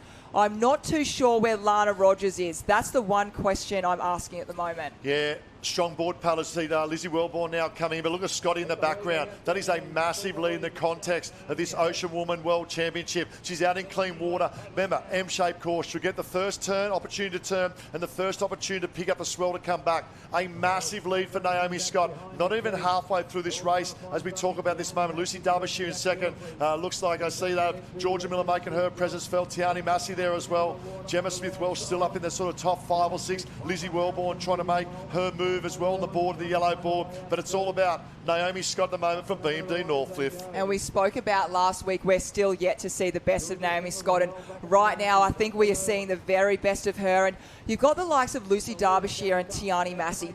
They are very good at hunting down and catching. So she's got to get moving. She can't muck around. Scotty now makes the turn. This is a good opportunity for her now to size up with the opposition in. Swell building. She'll have a look and go, oh my God, it's all about processes. It's all about rating. It's all about board speed. And it's milking everything in the ocean. She won't look behind. Up on her knees now. Really get that board speed going. Swell building out the back. Lucy Derbyshire goes around in second. 1, 2 or 3 good runners could shorten this gap a little bit, but it's a big lead. The one with the big mover in that at the moment was Lizzie Wellborn on that yellow board. So she's creeping up to, she's in top 6 position at the moment. So look out for her because we've still got a long way to go in this race, a long way to go on this board. So look out for that yellow board. She's going to be hunting them down. Yeah, no swells at the moment for Naomi Scott, but I love the rating from that of second, third and fourth. Tiani Massey as well, Lucy Derbyshire. Naomi Scott's body language, the ratings dropped a little bit, and that's not a good sign. Lizzie Wellborn, here's the lift. Lily O'Sullivan in there as well. Lily Fanati, the 3 L's. Georgia Miller there, not getting a lift at the moment, trying to pick something in the ocean. Scotty's had to paddle all the way back to the beach, and now it's back to that leg fitness. Yeah, she's not getting it her own way at the moment, Naomi Scott, but she's also gritting and grinding, working very hard. I love the work of Naomi Scott there with the bunny hopping. She thought, I'm out in front, I'm going to give it my all. We just see Tiani Massey and Georgia Miller just peering away a little bit. I think Lucy Derbyshire, she might have got a little bit of a way there because I can't see her on screen at the moment, but there she is. She's not too far from Naomi Scott. I think the distance has actually been shortened up by a fair bit. 13-second lead we have for Scotty, and it was approximately 18 seconds going into the board leg. So that builds the confidence on the chase pack. We saw this last week of Joe Collins chasing that from New Zealand, chasing the Australian of Zach Morris as well. Lizzie Wellborn, massive paddle from Lizzie Wellborn. So all of a sudden the confidence will grow on the chase pack of chasing our leader, Naomi Scott. I can't believe the race that's unfolding at the moment. All these girls have had different preparation. Naomi Scott, she's been racing back-to-back for the last 2 weeks. Lucy Derbyshire focusing on the gold, but she's fresh. This is her first and only race of the whole carnival. Then we've got Lizzie Wellborn. She's been racing the last couple of days in great form. Dangerous signs for Scotty. Lying down, that's a sign of fatigue, and sign of fatigue of the lower extremities of the legs. She lies down now, going back to what she knows well, and the swim strength and that same technique lying down. Lucy Derbyshire has the rating. She's up and about, and look at the stiff. It's short by half the distance now, Derbyshire. Being second course, you're closing that gap. It builds your confidence as a chaser. Yeah, it absolutely does. I just wonder if Naomi Scott's just feeling a little bit of fatigue racing over those 2 weeks. I feel Naomi Scott would just be wanting to turn and just get onto that ski and go. But Lucy Derbyshire looking very good. As I said, we haven't seen her much over the championships. We've only seen her today. There is a wave tie. Look at this. Can Naomi Scott get down it? Big lift for Scotty. Big advantage for Scotty. Lucy Derbyshire has pulled back to 6 seconds. Won't get there. Will get there. Won't get there. Gets a massive lift. Massive lift for Scotty. All of a sudden, the hard work of Lucy Derbyshire has now been extended back to Naomi Scott. I think that came for the perfect time for Naomi Scott. Unfortunately, Lucy Derbyshire, she's going to have to get up and work again very hard. But Naomi Scott, she's put herself out there in front. And wow. The distance, I can't tell you how far. It's gone to about 100 metres. Unbelievable scenes. The hard work of Lucy Derbyshire come back to approximately 5 or 6 seconds, shortening that gap from those in the teens, and has not picked up a wave, Lucy Derbyshire. Oh, Huey and the Wave Gods have not been on the side of Derbyshire. However, Scotty, she set that up in the first leg of the swim leg. Transition. Look at the transition of Scotty. Let's go on the beach with Josh Minogue for the update. Tied at the halfway mark of the board, but when she picked that one up, it was a reward for effort. She paddled all the way to the beach. That gap closed in the first half of the board, and Huey went, here you go, and she's cracked this one wide open again. An update, no Lana Rogers. She went into yesterday injured, a little bit of a neck injury there, maybe a bulging disc. Tried to race this morning, got around a few, but it just became too bad, so not on the line in here. Lucy Derbyshire up in second place, looking very comfortable, could go all day. And then Tiani Massey and Lizzie Wellborn in a race for third place. Yeah, out in front, and tell you what, making her own luck out in front as well, Naomi Scott. What about that? But the ability to lift the rating and milk that wave. Now, we know another thing. Scotty's a phenomenal ski paddler. She's going to be very hard to beat from here. Yeah, she's the Australian Open Ski Women Champion there. And it depends as well as what the surf is going. So we just see Lucy Derbyshire on her ski at the moment. She had to work incredibly hard, didn't get a wave coming in, so she hasn't had a rest, but Scotty's out. She is out and about in the green water, and she's going to be very hard to catch because Lucy Derbyshire, Tiani Massey and Lizzie Wellborn, they are about to cop a very big set. Yeah, great battle for second, third and fourth. Georgia Miller making her presence felt. Lily O'Sullivan as well. We see Electra Outram and Lily Fanati coming through as well, but it's out in front. She makes her way past that of the board can at the moment. Scotty, as you mentioned, she's the current Australian ski champion, been paddling the ski so well, went so close once again, only a matter of 2 days ago, taking out the World Ski Championship as well. That is a massive lead in the context of the last leg, Naomi Scott. But what about the way she set that up in the first 50 of the 100 metres, getting around that can first in the first swim leg? Oh, this has been an exceptional race, quite inspiring, if I'm truly being honest. I feel, yeah, this is, we said it last week, we said we haven't seen the best of Naomi Scott, and we certainly are now. This has been a dominant performance, and from here, she's just got to be mistake-free, do all the little things right, really focused on where she's at, not think about, am I about to be world champion ocean woman? Just think about coming in. She's got 2.5 more sections to go. One more time on the ski on this side, out, back in, run, and then she's home and hosed. The chase pack going around now. Derbyshire goes round. Big move at the moment by Georgia Miller on the ski leg as well, and that of Lizzie Wellborn. Around they go now on the inside. Tiani Massey there on the outside of Lizzie Wellborn. Then we go back to Georgia Miller. But all the action's back at the beach, and this is Naomi Scott picking up a nice little armchair ride back to the beach. Half an M-shaped ski leg to go to become the world champion. Josh Minogue, how's she feeling coming that transition of the final M-shape? You can see Naomi Scott did a great job there, cutting back a very, very long way to get right in on that inside turn here on the beach. Her skills in terms of course management have been absolutely exceptional. We saw that from the second leg of the swim. She went a lot further north than the rest of the girls. It paid big, big dividends, but the race for second place is really on. Lucy Derbyshire's just got a wave. Lizzie Wellborn's coming close along behind her, but at this point, Naomi Scott, it's maybe 40, 50 metres between first and second. You've got to risk it to win the biscuit. And I tell you what, Lucy Derbyshire has fought back once again. Scotty just labouring a little bit in that transition, and that once again builds the confidence of Derbyshire. The big decision now, Courts, is what are the waves going to do on the shore break? We see one starting to build a little bit of a double up. It may hold up that of Naomi Scott. Lucy Derbyshire will come round, but 1.5 an M shape to go to become the world champion. Yeah, this is the moment. Naomi Scott, she's going to go for it now. You just saw on top of screen, she might be getting through, but watch out for Lizzie Wellborn. She is coming through. I tell you what, if this race went for a little bit longer, Lizzie is getting better and better, and we know how good Lizzie is in M-shape events. She's won the Ocean Woman Series time and time again in the M-shape. So Lucy Derbyshire holding on for that second place at the moment, but this race is more than well and truly over. Top left-hand of screen, that is our leader at the moment, Naomi Scott. I love the cadence and rating of Scotty on the ski, the current Australian ski champion, and look at her go to work. She knows putting together one great little ski leg here will set her up to become her world championship of the Ocean Woman for 2024. Here's the chase pack coming round. Lizzie Wellborn, good mood. Lucy Derbyshire there. Georgia Miller still sitting up in potentially that of third or fourth at the moment, but right at the back of screen, close to that of the turning can, and it's about opening up and picking up the swell back to the beach. Oh, what a performance from Scotty. Here we go. Pedal down, right-hand side. Around she goes, Scotty.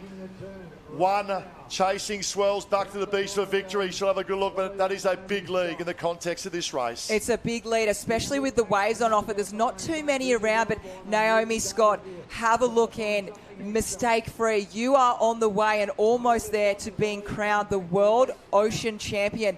We are not just talking about Australia. We are talking about the World Champion. So Naomi Scott, at the moment, she deserves it. She got out in front, that fantastic swim leg. So, Scotty, she's having the big breath. She's staying relaxed. She looks really good and composed at the moment. Composed is the word that comes to mind. And what about this young lady? Grew up on the northern beaches there in New South Wales, made the move up in the later teens to that of the Gold Coast of Northcliffe under the guidance of Floody, who was a role model for her growing up as a young girl. She took out the Australian Championships in that of 2022 and 23 season. And Naomi Scott, current Australian ski champion, on the final wave to pull over the top to what is going to be a phenomenal victory here at the car. Look at the celebration, the relief and the excitement of this young lady, and what a great role model she is for Ocean Woman Racing. From the Northcliffe Club, Naomi Scott now stands for the last time in the transition. The smile on the dial says it all from the girl from Northcliffe.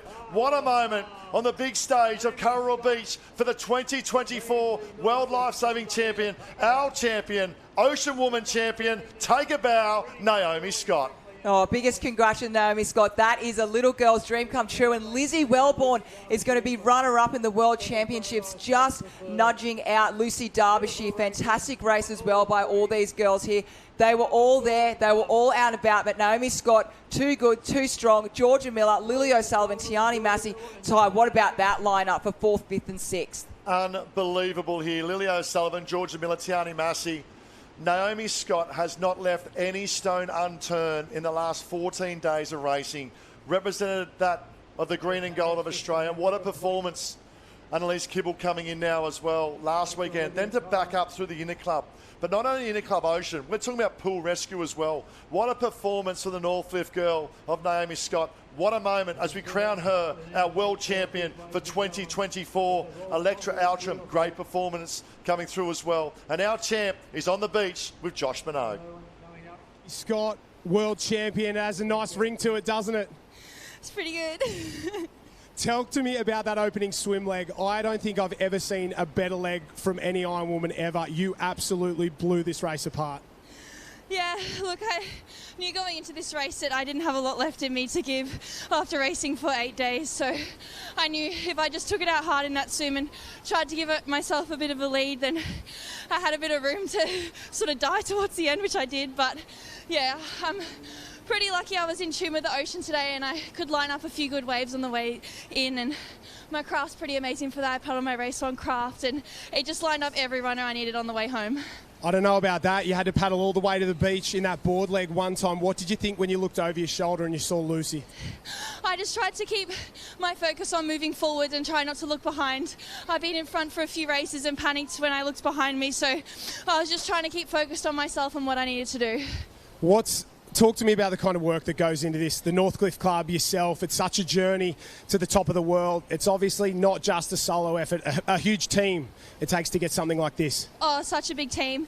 I have honestly one of the greatest support systems behind me, and I probably still wouldn't be racing if it wasn't for them. So I'm really grateful that they've picked me up when I've needed that, and been really supportive of me over the last year especially. So I can't thank them enough, and my club, BMD Northcliffe, so professional. They give us everything we need to be at our best, and so supportive, and best coaches that going around as well. I've got Floody and the boys at Bond and Robert helping us with our sprints as well. So yeah, I couldn't ask for a greater team, and the girls that I train with every day at Northcliffe, they're some of the best. So I'm so grateful I get to push myself against them each day, and I love seeing them get good results as well. But it's pretty special to get this one for me. I was racing the Australian team last week, and for them it's always about me trying to get the most amount of points for them. So it's nice to have this result for me today. Dream come true? Yeah, definitely. I love it. Congratulations, Naomi Scott, World Ocean Woman Champion for 2024. Thank you so much. And I'll jump in here, second place, Lizzie Wellborn. Talk to me about Naomi. She was so good in that opening leg. What was going through your mind then? It was definitely a race for second place once she got in front. It would have been very unlucky for her to get pushed back to us, so I think we were all just chasing that second place. The battle between yourself and Lucy late in the game, it was tough there side by side. How much work's gone into this result?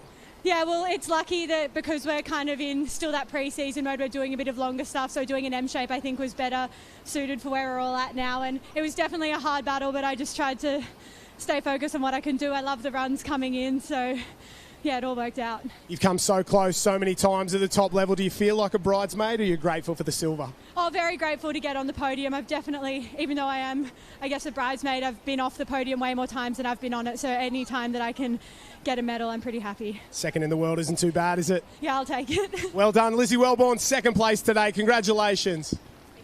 Yeah, great job. And we talk about Scotty, we talk about Lizzie Wellborn, and just seeing those two ladies. Surf sports is in such a healthy place with great role models like that. Oh, it's such a healthy place, you guys. We just see the replay there, and this is where Naomi Scott set it up. Look, she held her legs, and it is a lot harder to hold your legs and waves, so she did it the hard way here as we look through it. This is what I love about Naomi Scott. She was smart. You've got to be smart when you're racing in the M shape. We saw a few girls go off to the south there, but this is one of the moments that really set herself up beautiful body surfing. You'd probably say two big moments. You spoke about being in tune with the ocean, and you've got to put yourself in the right positions, and she did that. Obviously set that up in the swim leg to that of the board, the final ski leg with the board coming through now. But to me, it was that runner and that little bit of assistance, but she had to work so hard and dig so deep with a lot of grit to get to the top of that. A lot of people would have given up on that chase of that swell and chase that runner with Lucy Derbyshire on the chase as well, and Georgia Miller there. And this is the middle leg of the board coming around the M shape. She set it up well, went round, had to paddle pretty much all the way back in the first part of the M shape. But it was the second part of the M shape where she picked up that swell. Lucy Derbyshire, what a performance. Hold your head very high. The stroke rate, the rating, and was growing as that race went on. Probably didn't get as much, luck's a big thing at times with surf, and you create your own luck as well. But Naomi Scott coming through, and that's how close Lucy Derbyshire got, and probably half that distance on the way out as well. Yeah, Lucy Derbyshire, she should definitely hold her head high. She did very well, and she went, but this was the key moment of this Ocean Woman. Naomi Scott, she was on, off, and look at this, but she really, to get down that wave and to beat a time where she actually said she was dying throughout the race, it showed that she really raced from the heart, and it was a very inspirational race, that one. Yeah, grit and determination. And what that wave also does, it gives you the opportunity to reset. And we saw her composing herself and the best that she did to prepare for this, the last leg of the ski M shape. But the sharpness there, as you can see, coming round as well, Lucy Derbyshire looked and that's a dangerous sign for the upcoming summer as well with the form that she's in. And this is it for Scotty. The smile will go on the dial, and it's probably a smile more of relief after the program she's had for the last 10 days. I think so. I think for Naomi Naomi Scott to come through and to race the last 2 weeks. And also she did the beach sprint as well. Don't forget that. The quarters, the semis, the finals. She was in the pool as well. She is not fresh by any means. So it's very scary for the season coming up. So Naomi Scott, she'll definitely might head back home to Sydney and have a good week off, well deserved. But Lizzie Wellborn, I have to say, that beautiful speech she did at the end there with Josh there, you know, just saying like she's just so grateful to be on the podium. But Lizzie Wellborn, I mean, we're going to see some massive things from her throughout the season. That was an incredible race to come where she did. And she said she likes the runners. She loves the M shape. Well done, Lizzie Wellborn. And we spoke about the 3 L's, but unfortunately with an N and an S in front. Naomi Scott, our world champion for 2024. Take a bow, Scotty.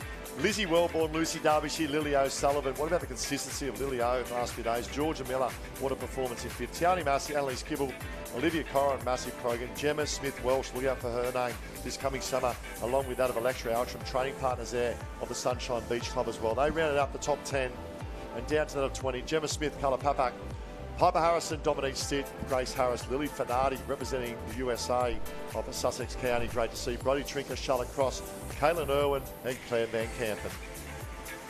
Wow, these two, the big stage coming up. And the females have delivered. Naomi Scott, our Ocean Woman World Champion for 2024.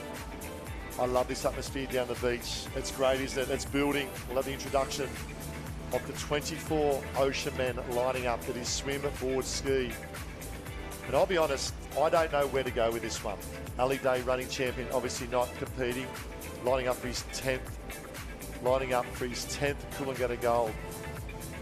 What a great man he is, what a great role model he is for our surf sports as well. But 24 of the athletes lining up. Huge program, M-shaped course, the luck of the ocean. If I was them, I'd be watching very closely the way that Naomi Scott approached that race, the ability to get that first can. We spoke about this yesterday. The benefits of getting around that first can first presents opportunities on the way back with swell and the luck of the ocean as well. This is big. Zach Morris has been in phenomenal form. If he produces or reproduces the swimming form we've seen in the last 7 days, along with Cooper Williams, huge danger. Opportunity to sneak out as well. Harlan, the Nobbies cap. What about that? The young boy, tall in stature, huge in heart, the young boy from representing Nobbies at these World Championships. Odin Paris, the other Nobbies boy. Jake Morris, 3 Nobbies competitors lining up. Casamento, we know how strong he is in terms of his craft. Might get dragged around. Joe Collins, massive program, took out the national championship last week. And to me, that was a big confidence play for Joe Collins.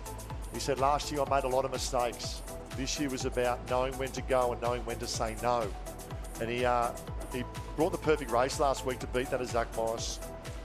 24 of the fittest and finest surf sports athletes. Let's go down the beach now for introductions with Josh Minogue. Ladies and gentlemen, it's my pleasure to introduce your 2024 Lifesaving World Championship Ocean Man Final. From Newport, Charlie Brooks. From Nobbies, Jake Morris. From BMD Northcliffe, Matt Bevilacqua. From Newport, Connor Maggs. From Nobbies, Odin Parrish. From Surfers Paradise, Archie Vernon. From Midway and the defending champion, Corey Taylor. From Burleigh Heads, Ben Carberry. From Surfers Paradise, TJ Hendy. From Newport, Jackson Borg. From Nobbies Beach, Riley Harland. Representing BMD Northcliffe, Zach Morris. From Alexandra Headland, teammates Braden Casamento and Cooper Williams. From Mount Maunganui in New Zealand, Jaden Murphy. From Surfers Paradise, Finn Askew. Representing Mount Maunganui, Hamish Miller. From BMD Northcliffe, Mitch Morris. Also at BMD Northcliffe, Joe Collins. From Maroochydore on the Sunshine Coast, Joel Piper. From Newport in Sydney, Charlie Verco. From Burleigh Heads, Sean Riley. From Cronulla, Nathan J. And the final man on the start line representing Allura, Ben Highfield. Ladies and gentlemen, this is your Ocean Man finalist at the 2024 Championship of the World. Let's go World Championships 24. The fittest and finest Ocean Men lining up.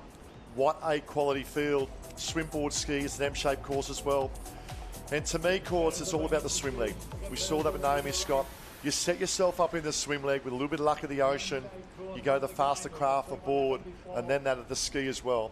You need leg fitness as well. You need a little bit of luck.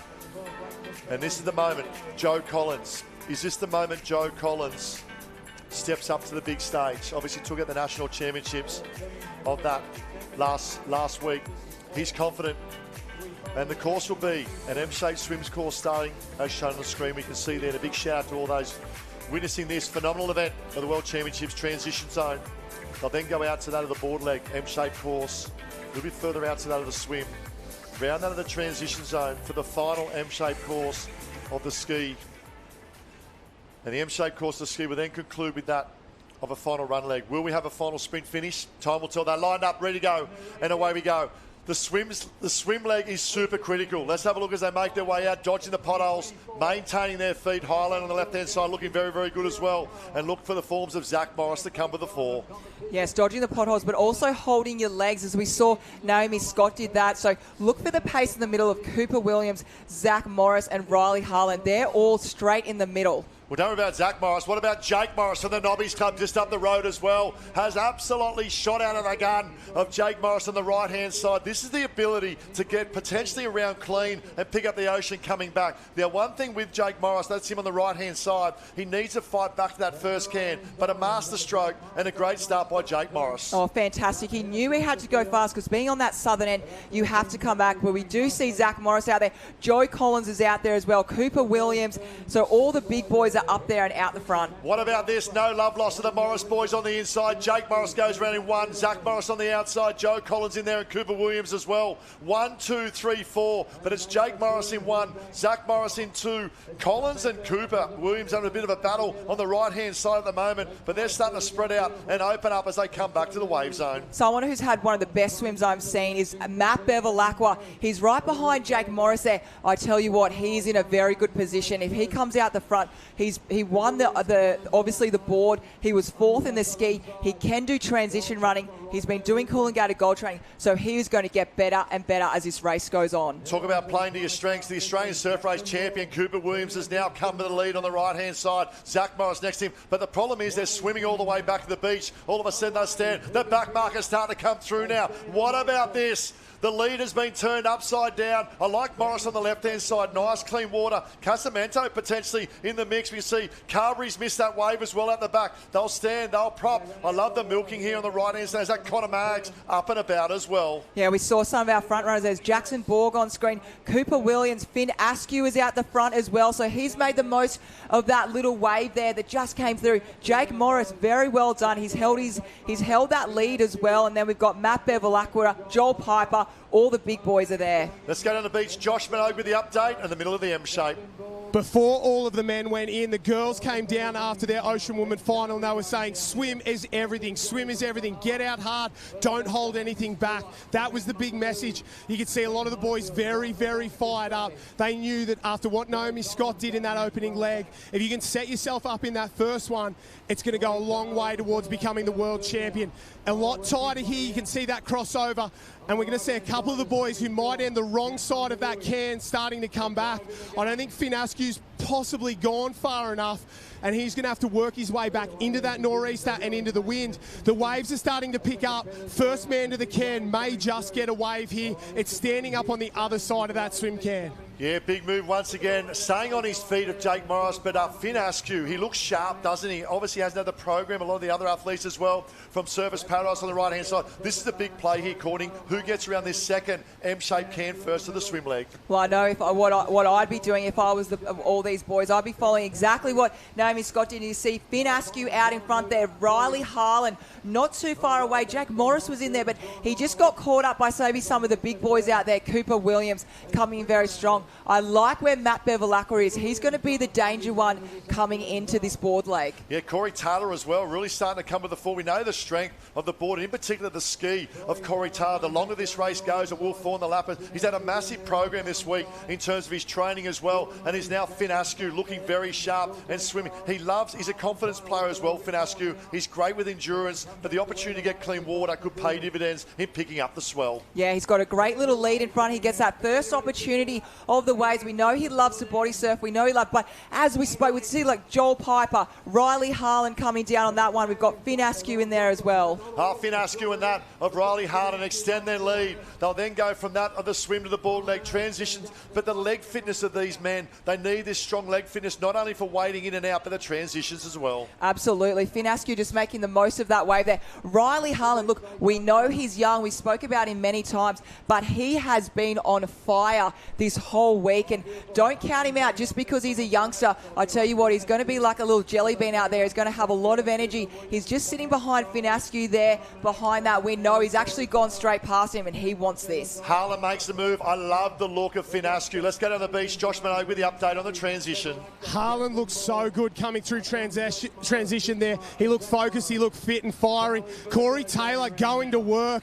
Joel Piper, a little mistake there. He grabbed the ski, grabbed the paddle, had to dump it before he jumped on the board, and those little mistakes are going to make a massive difference. Ben Carberry, Jackson Borg, Matt Bevilacqua going onto the board as well, so this is going to be really interesting.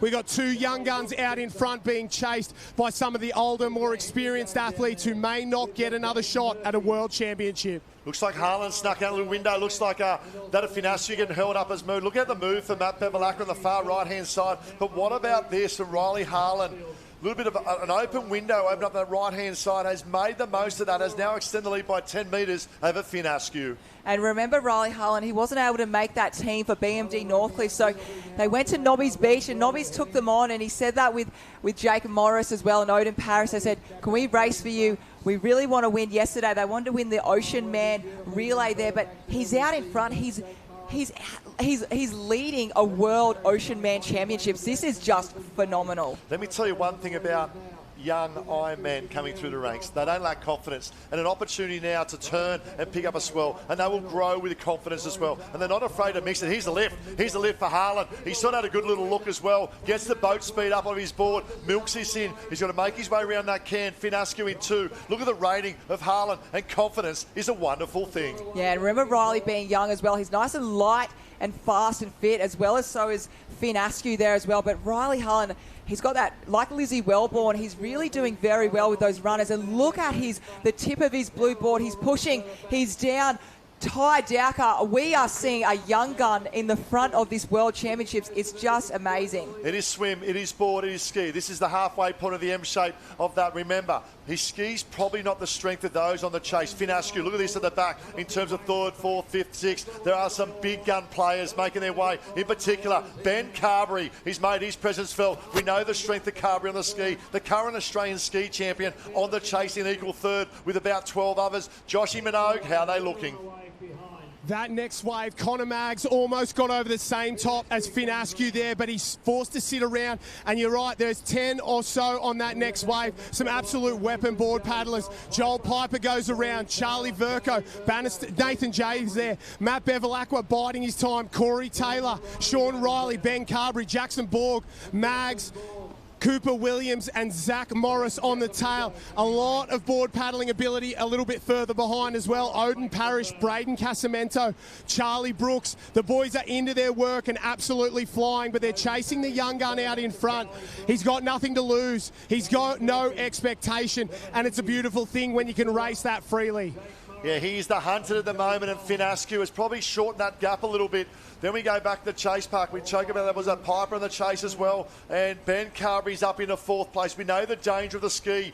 Never count him out, Ben Carberry. Harlan now just starting to labour a little bit. The big question is, how many bickies has he used in that first swim leg? Moving up on the back of him now, Finn Askew. Finn Askew, body language, probably looks a little bit better.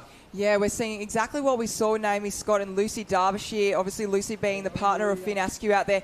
Very similar to what we saw before. Joel Piper looking good, and we see Ben Carberry not too far away as well. So Riley Harlan will know. He'll be able to eyeball all the boys at the moment. He knows there's some big ski paddlers, so he's going to get moving in this last board leg and run transition. The ocean is going to play a huge part in the context of this race. Look at Finn Askew looking. He'll lift. He'll milk this little run as they can. Carberry had a nice ride out. He sat in the back. I think it was Piper going out. There he is now. He'll start to make his move. Swell building. Swell building. Carberry. Is this the swell for Carberry? It looks like a swell for Askew. I love the way of Finn Askew just turned the nose and ran with the ocean. Yeah, he went off a little bit south. He felt that little moment to go out that way. And Riley Harlan was in a little bit of a dead zone there, but he's got a nice little wave, and he'll just kind of scoop up here, and Riley's going to turn back. So the less running, probably the better at the moment. They've used a lot on their legs. Remember, these athletes have not, and look, there's going to be a second wave coming here. This is for the chase pack. The chase pack are coming in hot.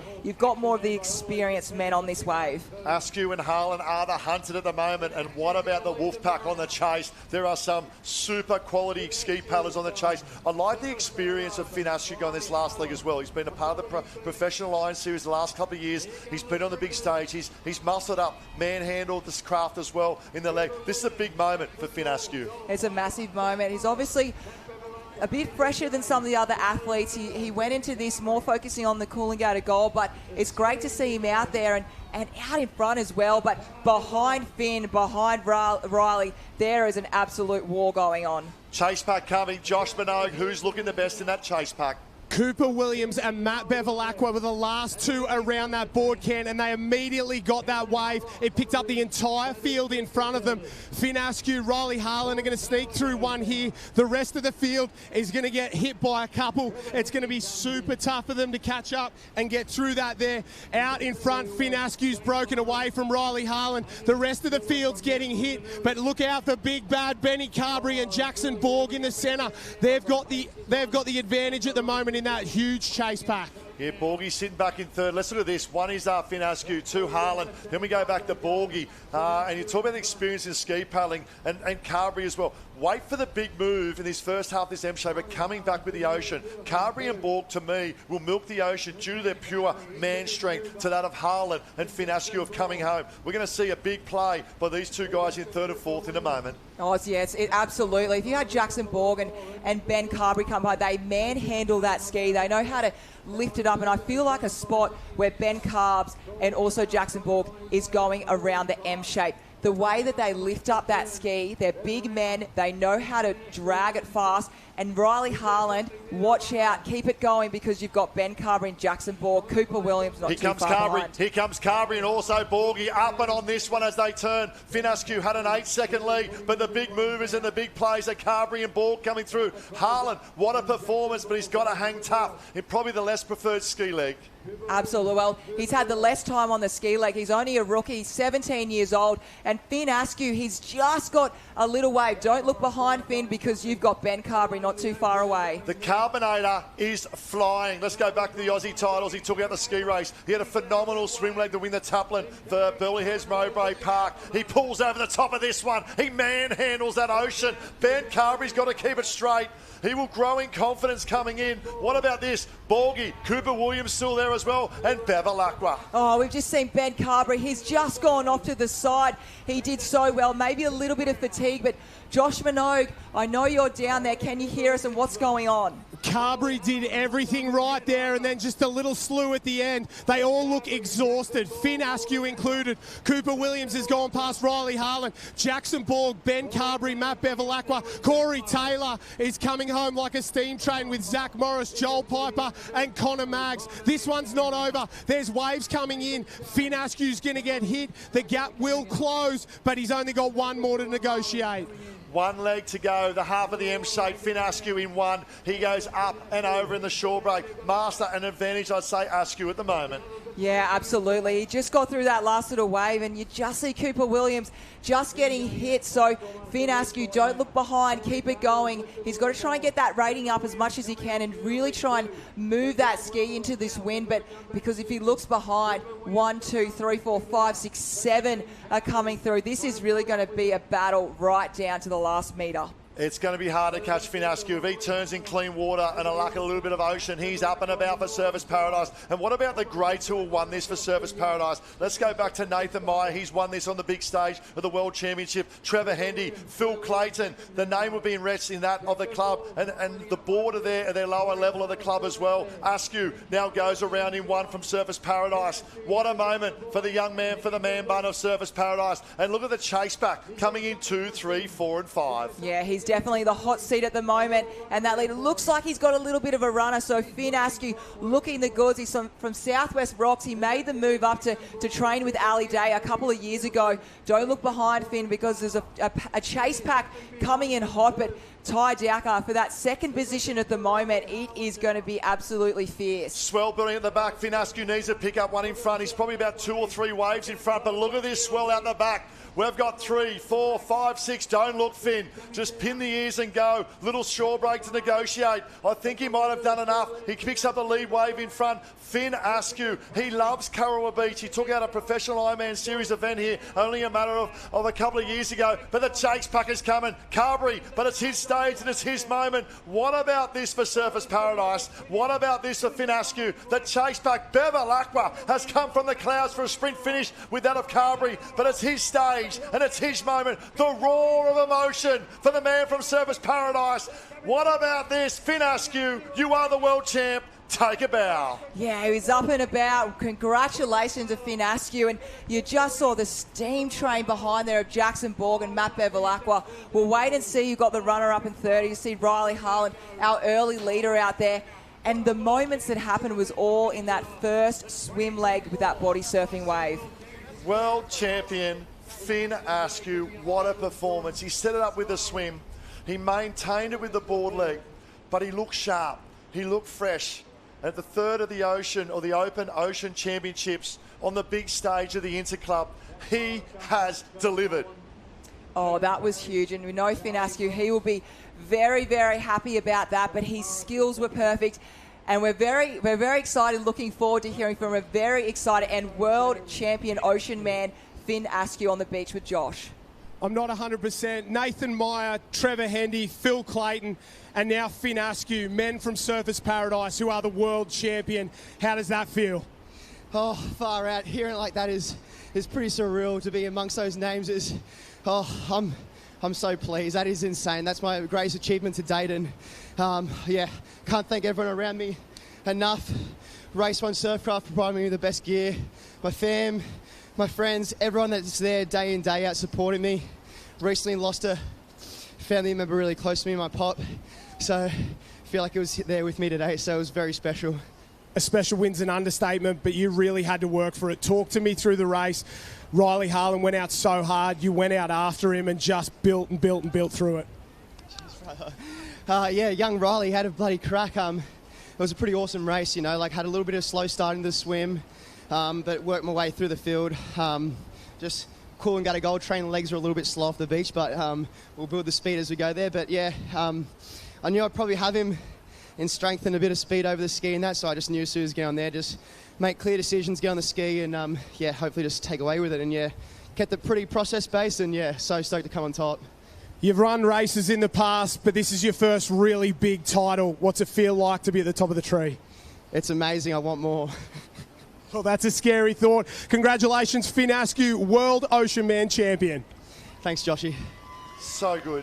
And I love that comment, I want more. He's had a taste, obviously, of leading a professional series and winning on this beach a couple of years ago.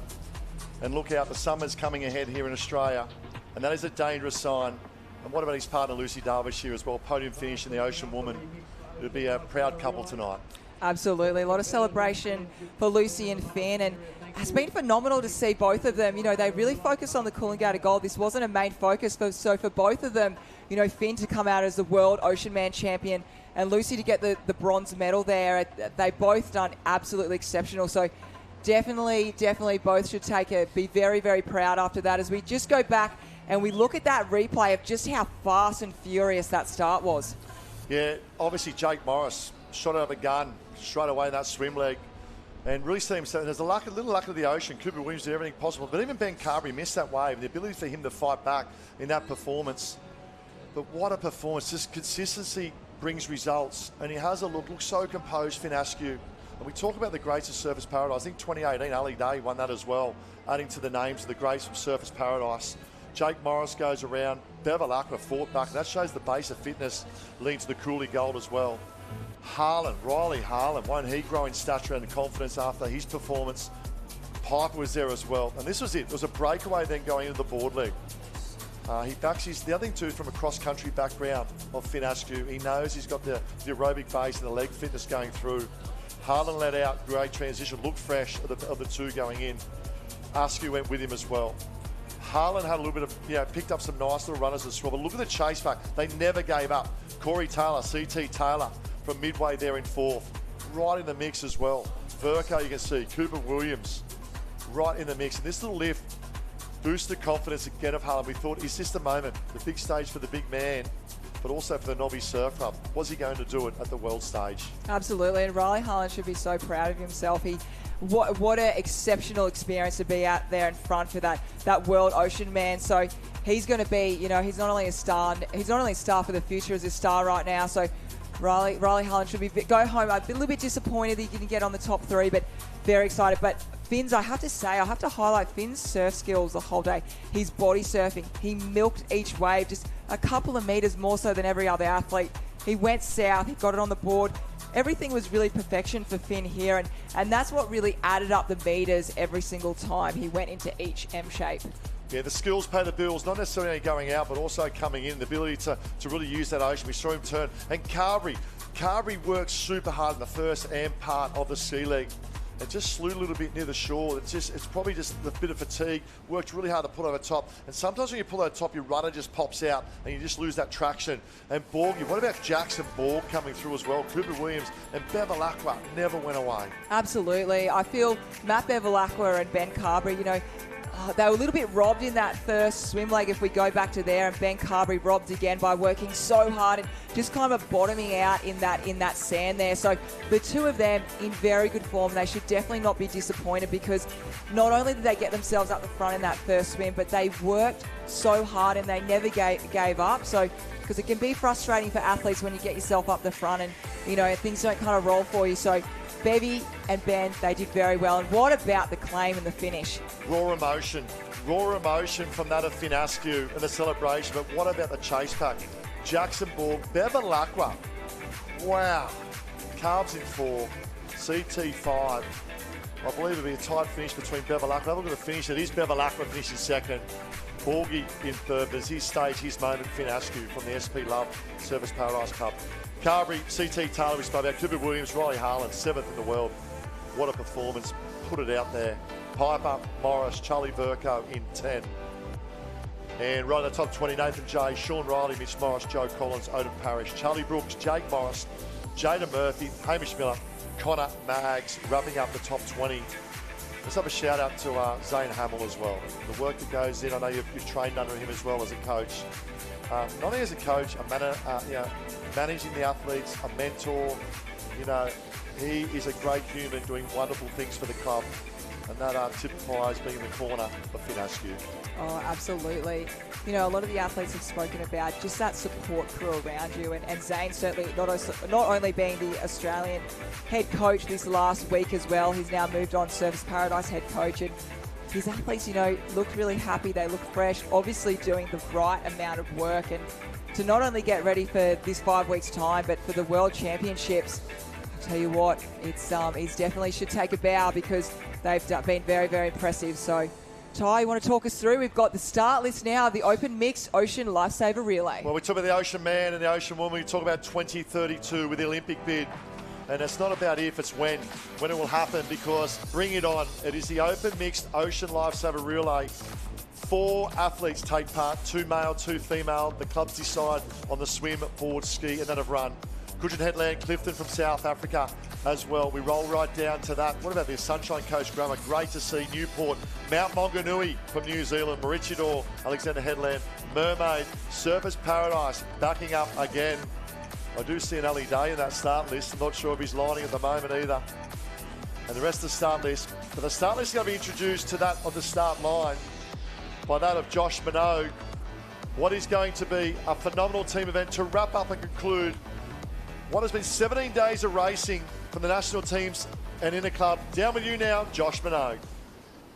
Ladies and gentlemen, it gives me great pleasure to introduce the final event of the 2024 Lifesaving World Championships, the Mixed Ocean Lifesaver Relay. It is this event that is part of the bid for the 2032 Olympic Games. First up, from Queensland, Sunshine Beach. From Germany, Halle Salkres. From Australia, Southport. From right here on the Gold Coast, BMD Northcliffe. All the way from Germany, Langenberg. From the Gold Coast, Burleigh Heads, Mowbray Park. Fresh off an Ocean Man win, Surfers Paradise. Next up, Mermaid Beach. The Australian champions from Queensland, Alexandra Headland. From the Sunshine Coast, Maroochydore. All the way from New Zealand, Mount Maunganui. From Sydney, Australia, Newport. The only pool rescue team in the final, Sunshine Coast Grammar. All the way from Dubai in the UAE, Viking Surf Sports. From right here on the Gold Coast, Corumba Beach. Next up from Sydney, New South Wales, Manly. From Victoria, Half Moon Bay. Next up, ladies and gentlemen, the host club of the 24 Lifesaving World Championship. Put your hands together for Karawa. The South Africans, Clifton Surf Lifesaving Club. And the final team, Coogin Headlands.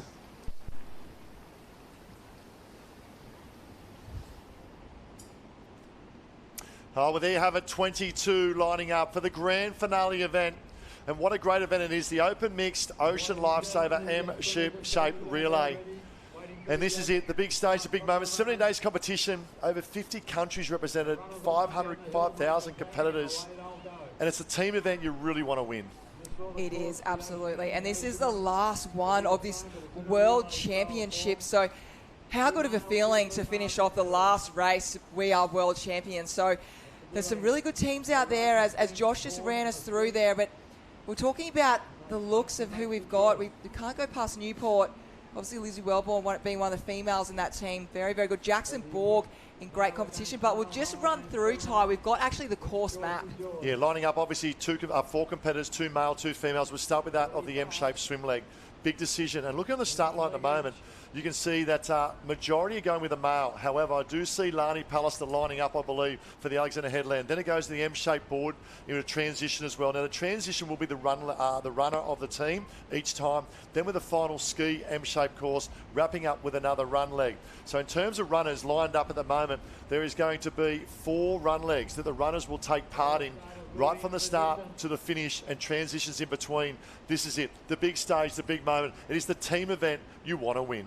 This is the team event. We can see it's most of the females lining up for this World Championship title. And if Lani Pallister can go with the men out there, Alexandra Headlands are in a good spot. Yeah, there's no love lost by the runners coming down. At this opportunity now, pound for swimming, you expect to see the likes of Bailey Armstrong. There he's out in front at the moment. He does give away a little bit in terms of the weight. And I'm just trying to see, that looks like a Will Savage maybe coming out in the swim. The big man playing to the strengths of the wade, leading out for the Australian champions in the tuplin for the males. That of Billy Hedge Mowbray Park. Yeah, it's very tactical, but you not only have to swim in this event, and the way the conditions are, you've got to be able to get yourself wading, porpoising, and we saw that in the Ocean Man and Ocean Woman. It was a very valuable skill to have, and look at Billy Hedge out in front at the moment. This is really interesting because James Kosh was down to swim as of yesterday. Now, playing the strengths of a drop-in tide, a big wave, a short swim in the M shape, they've made the change to go with Will Savage. I think this could be a master stroke for Michael King.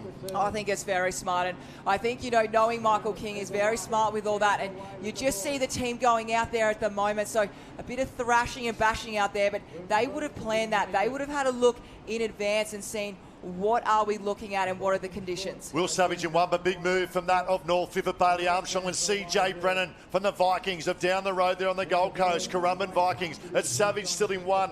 He went out hard. Swell building at the back as well. Skill sets now come to the fore. Armstrong left-hand side, Savage on the right-hand side. He looks like in a little bit of dead water at the moment, Will Savage, but it's Armstrong up and about. And we see a wave coming through. I see the likes of Hayden Cotter out there as well. We also see, out the back look courts, at this one. out the back, Bailey Armstrong stops and props, and from behind, Coogin Headland has come through as well.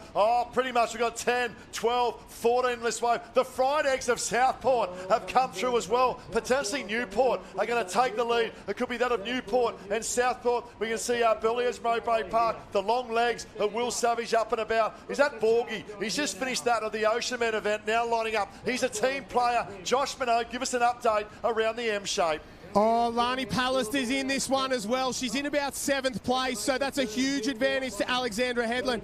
Newport in 1, Burleigh, Southport, Currumbin, Maroochydore, Kurrawa, Manly, Alexandra Headland there, Sunshine Coast Grammar, Northcliffe, Surfers Paradise, Half Moon Bay, Coogin, Clifton. That is that group out in front. I don't think the winner's going to come from anywhere else, and if Lani Pallister can hang in for another swim leg here, if anyone can do it, she can. That'll set Alex up for this one, and they've got to be the favourite, but there is a lot of swimming to go. I said to her before she went in, are you prepared for the physicality around the cans? She looked at me and said, bring it on. Lani Pallister, what about this in a performance, and what a master stroke this could be from Jack Hansen. Obviously, they're the Australian mixed Tutland champions as well. They come into the event as one of the favourites and full of confidence. And what I love about the move of putting Lani Pallister first is the opportunity to get dragged around. Obviously, she's a phenomenal swimmer and will be up the pointy end anyway. But obviously, to put yourself in the position to pick up a wave, like we saw as well. A master stroke from Alexander Headland. Absolutely. That's been brilliant. She can keep in there, as Josh said. She'll be right up the front and put Alex in a great position. We also see, we didn't mention them before, Maroochydore. They love the swell. They love making it happen. We also see Currumbin. They're not too far away. Potentially it's Currumbin out there in front. We've obviously got the likes of the Brennan brothers as well. So it's all happening. And that wave we saw in the Ocean Man just before, it can make such a difference. CJ Brennan comes to the fore now. You talk about skill sets as well.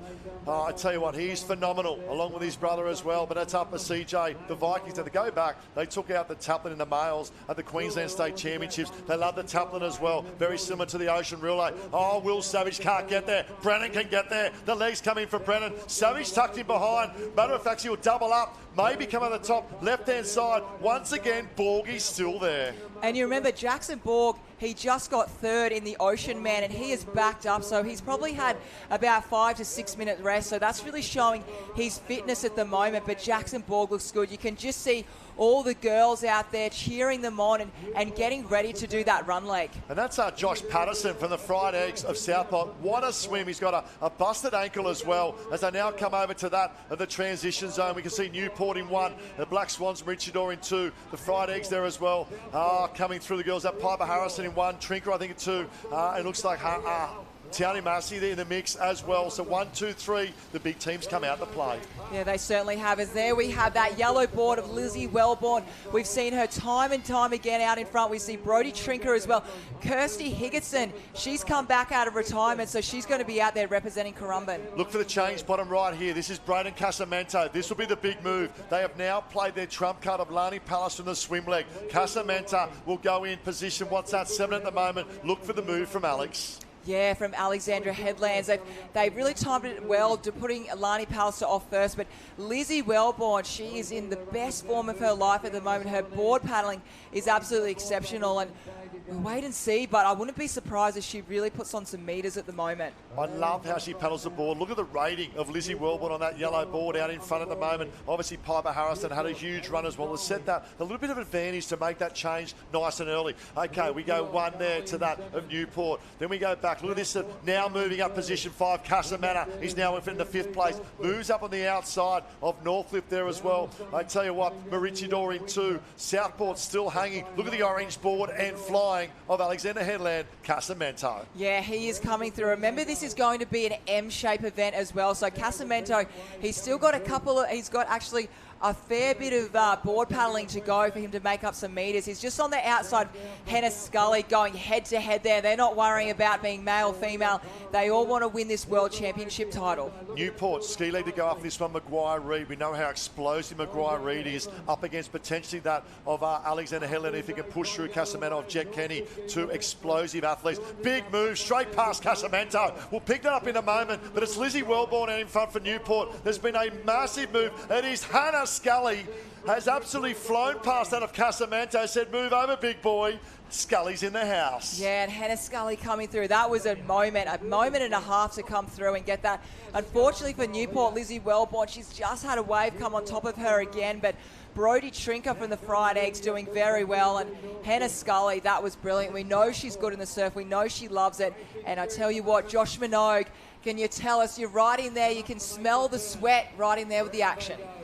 Big time performers make big time plays, and Hannah Scully is the biggest playmaker in this sport. She knows when to come to the fore. 3 out in front. Northcliffe, Southport, Newport. Here comes Alexandra Headland. Here comes Half Moon Bay with Tex Dixon. Those two will work together. They'll latch onto the back, but I don't know if it's enough. They're going to have to really, really go. Maroochydore hanging in there. Manly comes around with Burleigh Heads, Mowbray Park, and Clifton from South Africa. Guys against girls in this one, and there's a few little waves coming through. A couple are going to get hit.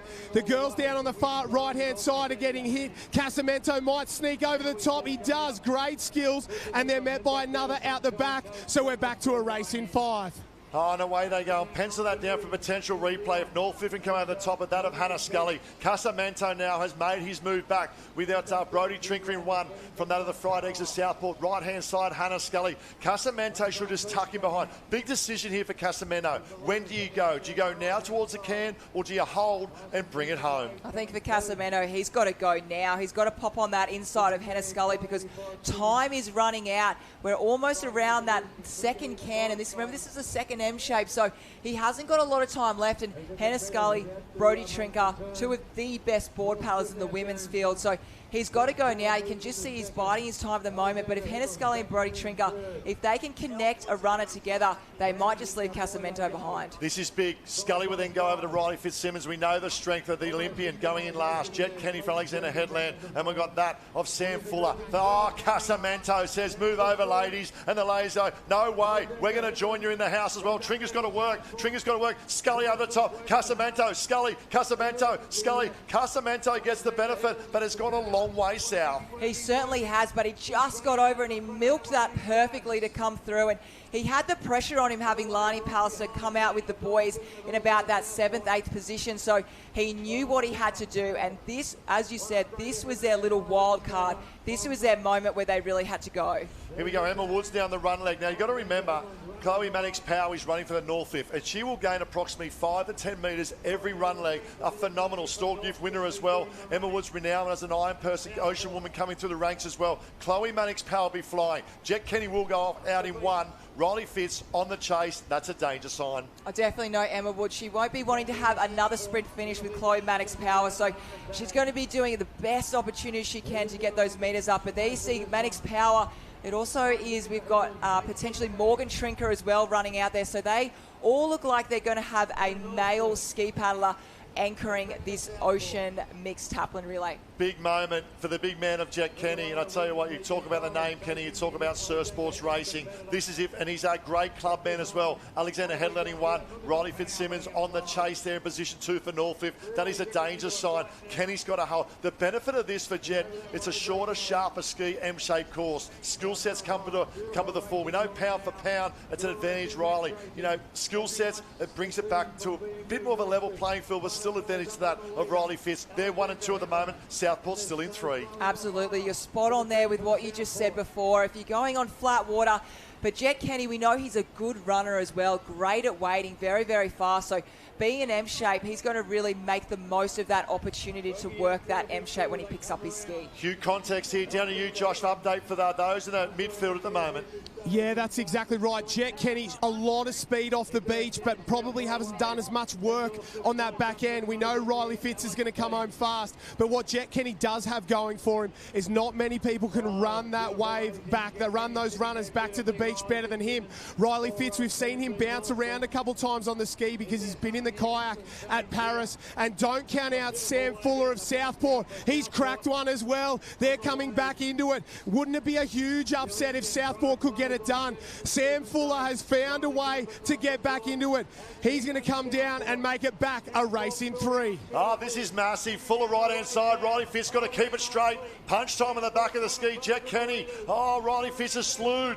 Unbelievable scenes here. I would have said advantage Northcliffe going in the last. He's got to get up and manhandle his craft. Sam Fuller has now come to the front. What a moment for the Southport club. Yeah, Sam Fuller looking the goods. He's pretty busy with his, his electrician, got his own business there, so he's a busy man off in the water as well, but he is really looking the goods and leading the Fried Eggs of Southport at the moment. Oh, Pierce Leonard will be up and about as well. Jet Kenny there as well. I tell you, Riley Fitzsimmons had to do it the hard way, but he's still there. He'll now come back, reset. Obviously, he hasn't done a lot of time back in the open water. Obviously, doing a lot of kayaking with the craft as well. Jet Kenny back on craft early. The big question is, how much work has Sam Fuller done, and can he hang on? Absolutely. He works very hard, having his own business, so he wouldn't have as much time as the other men out there. But Riley Fitz, we know how fast he is. He's not going to give up. I like the way he went a little bit off to the north as well. So he's set himself up, getting ready for that first can. But as we see, it looks potentially like Jet Kenny has taken the lead again.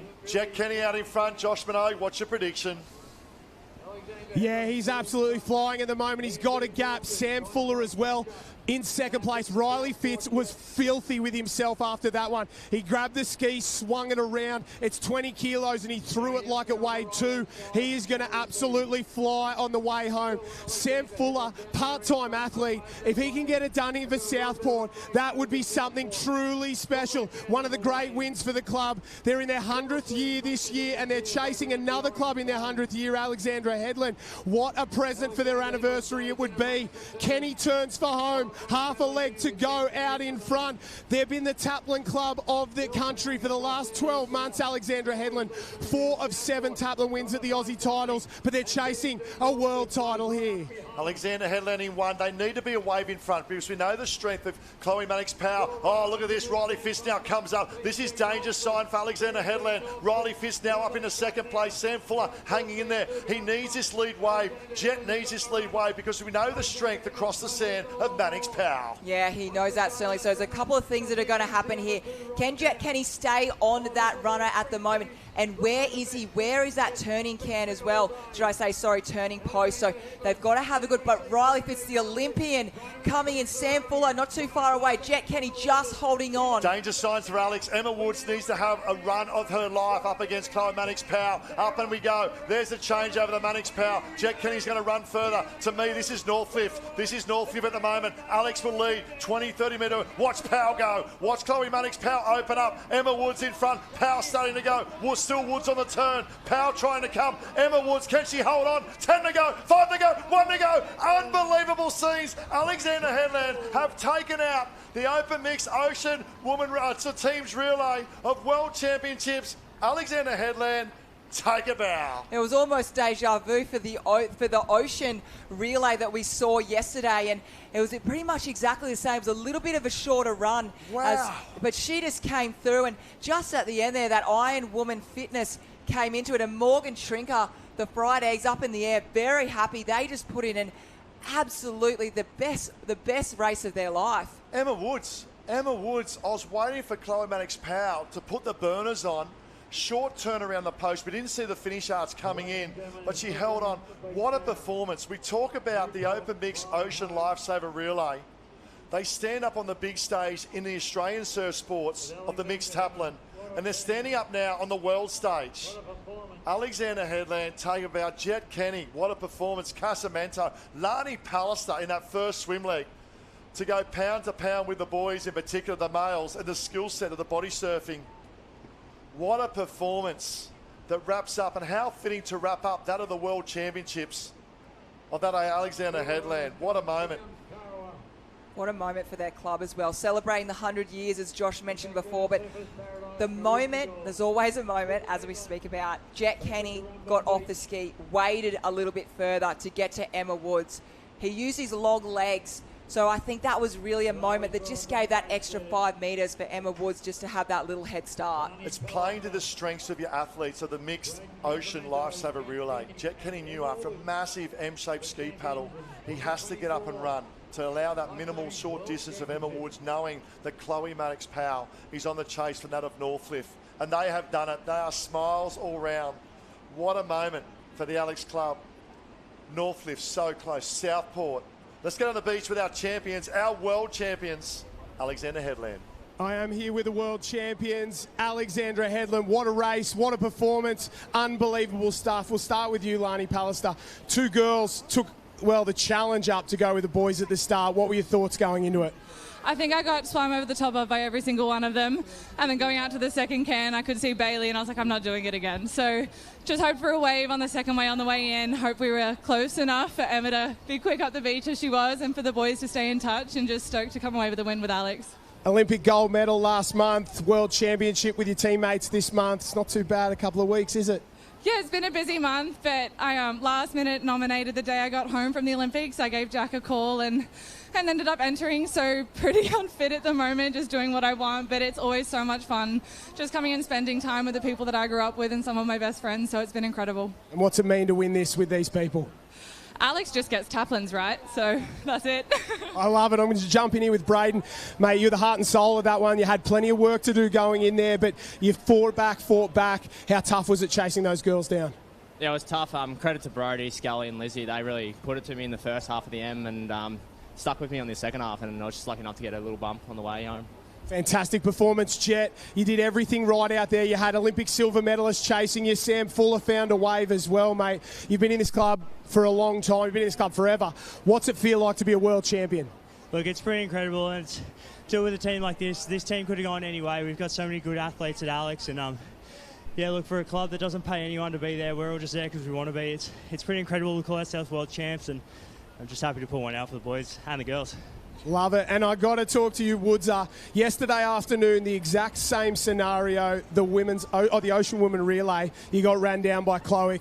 Not today? No, I thought I'd hang up the iron boots this morning and just save myself for that run leg, so it was pretty fun. Good plan. What's it feel like to get one and be a world champion? Yeah, it's always nice. I'm definitely to do it at the club. I would say it's better than an individual, but yeah, Alex definitely got this one. And who do you guys want to thank? God, friends, family, Alex Surf Club, Ashley Robinson, Jack Hansen, Helen for organising all of us and keeping us all over everything. Yeah, pretty much everyone and anyone that's at Alex. It's such a big family club, and I think what Jet said is all of us want to be there just because we're all good people and we like being at the club and not because we're paid anything. So really, really stoked for their support always. Swimming, South Lifesaving, relays, we all just love it. 100 years of World Championships, pretty good year to be in Alex. 100%. Ladies and gentlemen, your Mixed Ocean Lifesaver Relay champions for 2024, Alexandra Headland. What a performance, World Champions 2024. Brisbane 2032, what an event to have. It had everything. Had the genders, we had the disciplines, and we had the performance on the world stage. It was fitting, wasn't it? It was fitting, and this is what it's all about. See Hannah Scully and Brodie Trinker giving the world champions a cuddle. The sportsmanship that we've seen across these 2 weeks have just been incredibly inspirational. It's amazing for our young youth and our nippers to look up to and see that. It doesn't matter what you come or how you perform. It's always congratulations and being respectful of the competitors around you. And it's the tactics as well, isn't it? The tactics of Alex to go with Lani in position 1 for the swim up against. Almost every other team went to that of the male swimmer. Casamento then had to fight back in that second part of the M shape. Jet hung tough, like Kenny's always do, and that of Woodsy. Emma Woods, what a run lead. I was just waiting for Chloe Mannix-Powell to put the power on, like we saw yesterday in the Ocean Women Relay. And we'll see some of the highlights coming up in a moment, but what an event to showcase our great sport for 2032. It was all about the first run leg to that of the swim. And you see the strength of Chloe Mannix-Powell there, but the ability to back up her 4. And Bailey Armstrong, that's a good move, tagging. That's the tactics involved. Cooper, I was going to say, Lani Pallister had a great little swim. You can see midfield there. And the height, wave come through. Bailey Armstrong got swamped up nice and early. Big move also from that of Newport. Borgie having to back up from that at the Ocean Man event as well. Burley Hills Mowbray Park were there early as well. Will Savage, wasn't it? But then once they finished the swim leg, it was then the changeover to that of the run and that of the board leg. And that's when things really started to lay into the hands of the big 3. In particular, that of the board leg of Alexander Headland. Southport, what a performance for the Fried Eggs of Southport in Queensland. And to the team before their Paddo, what a swim. Hands over to, I think that's Morgan Trinker, to that of Brodie Trinker. Piper Harrison did everything she could do in the run leg. What a performance. It's a phenomenal event, isn't it? It's fantastic. I was just thinking this is the first time we've actually had this event at the World Championship. So Alexandra Headlands, they will be on their own as the only world champions for this event for the time being. Well, the only next time they'll be trying to go back to back when we go to Morocco in that 2 years' time. And then Hannah Scully, I'm not sure we'll get the wave of the lift and the assistance of the swell. There she's back in 5th place, picked up a swell and brought it to the lead of that of Lizzie Wellborn as well. And we thought, hang on, this is the moment for Northlift. And then obviously Lizzie Wellborn of the M shape come round as well. There's Scully there in that lead wave. You know, we talk about the Australian board champion, Brodie Trinker. Paddles that ball, unbelievable for the Fried Eggs. Lizzie Wellborn up against it. The girls went out. Then Casamanta had to find a way to fight his way back in the second part of the M shape as the other teams start to roll through as well. And they went round in 3, didn't they? And there they are, the big 3. There's the ability of Casamento here. Just a little bit of a better sort of a run, a better ramp on that right-hand side, that southern end. Scully fighting hard. Then they went in with a big lead. I thought this is a big challenge for Jet Kenny. Riley Fitzsimmons on the chase after him. But you know what? Kenny's do what Kenny's doing in surf sports, and what a performance. He let out. Riley Fitzsimmons fought back in terms of that performance of the ski as well. But it wasn't about that. It was Sam Fuller that come through. What about the wave of Sam Fuller? It sort of caught no man's land. Riley Fitz hard to negotiate this as the nose went down. But Sam Fuller, what about that from Southport? That was fantastic. I love to see Morgan Trigger. She put the hands up in the air. So excited. You know, they were kind of, you'd say the dark horse coming into this. We didn't mention them as some of the favourites, but it doesn't matter. It's how you put the team together. And that's what we've seen for these whole World Championships. It's about putting the team together, having that bond and having that strength. But congratulations from myself. I have to say it's been an absolute honour commentating this event. It has been incredible. I feel inspired, and well done to everyone. It's been a phenomenal week. Riley Fitz then come through in that of Jet Keen. This is the change. This is critical. Pound for pound, Chloe Mannix-Powell making the tag there. Pound for pound all over Woods. But the ability to go, look at this, a short and run leg, obviously up the transition. We didn't see the finish sneak up so quick. Mannix-Powell is flying, but look at the focus and determination of Emma Woods, because the teamwork makes the dream work, and Alexander Handlands are our champions for 2024. What a performance by that of Alexander Headland. And ladies and gentlemen, a big thank you for that is what we call the Lifesaving World Champions of 2024 on behalf of Ty Dowker, Courtney Hancock and Josh Minogue. Thank you for sharing these great days and these great moments of our great surf sports worldwide. That is now a closure, and we'll look forward to seeing you in the future.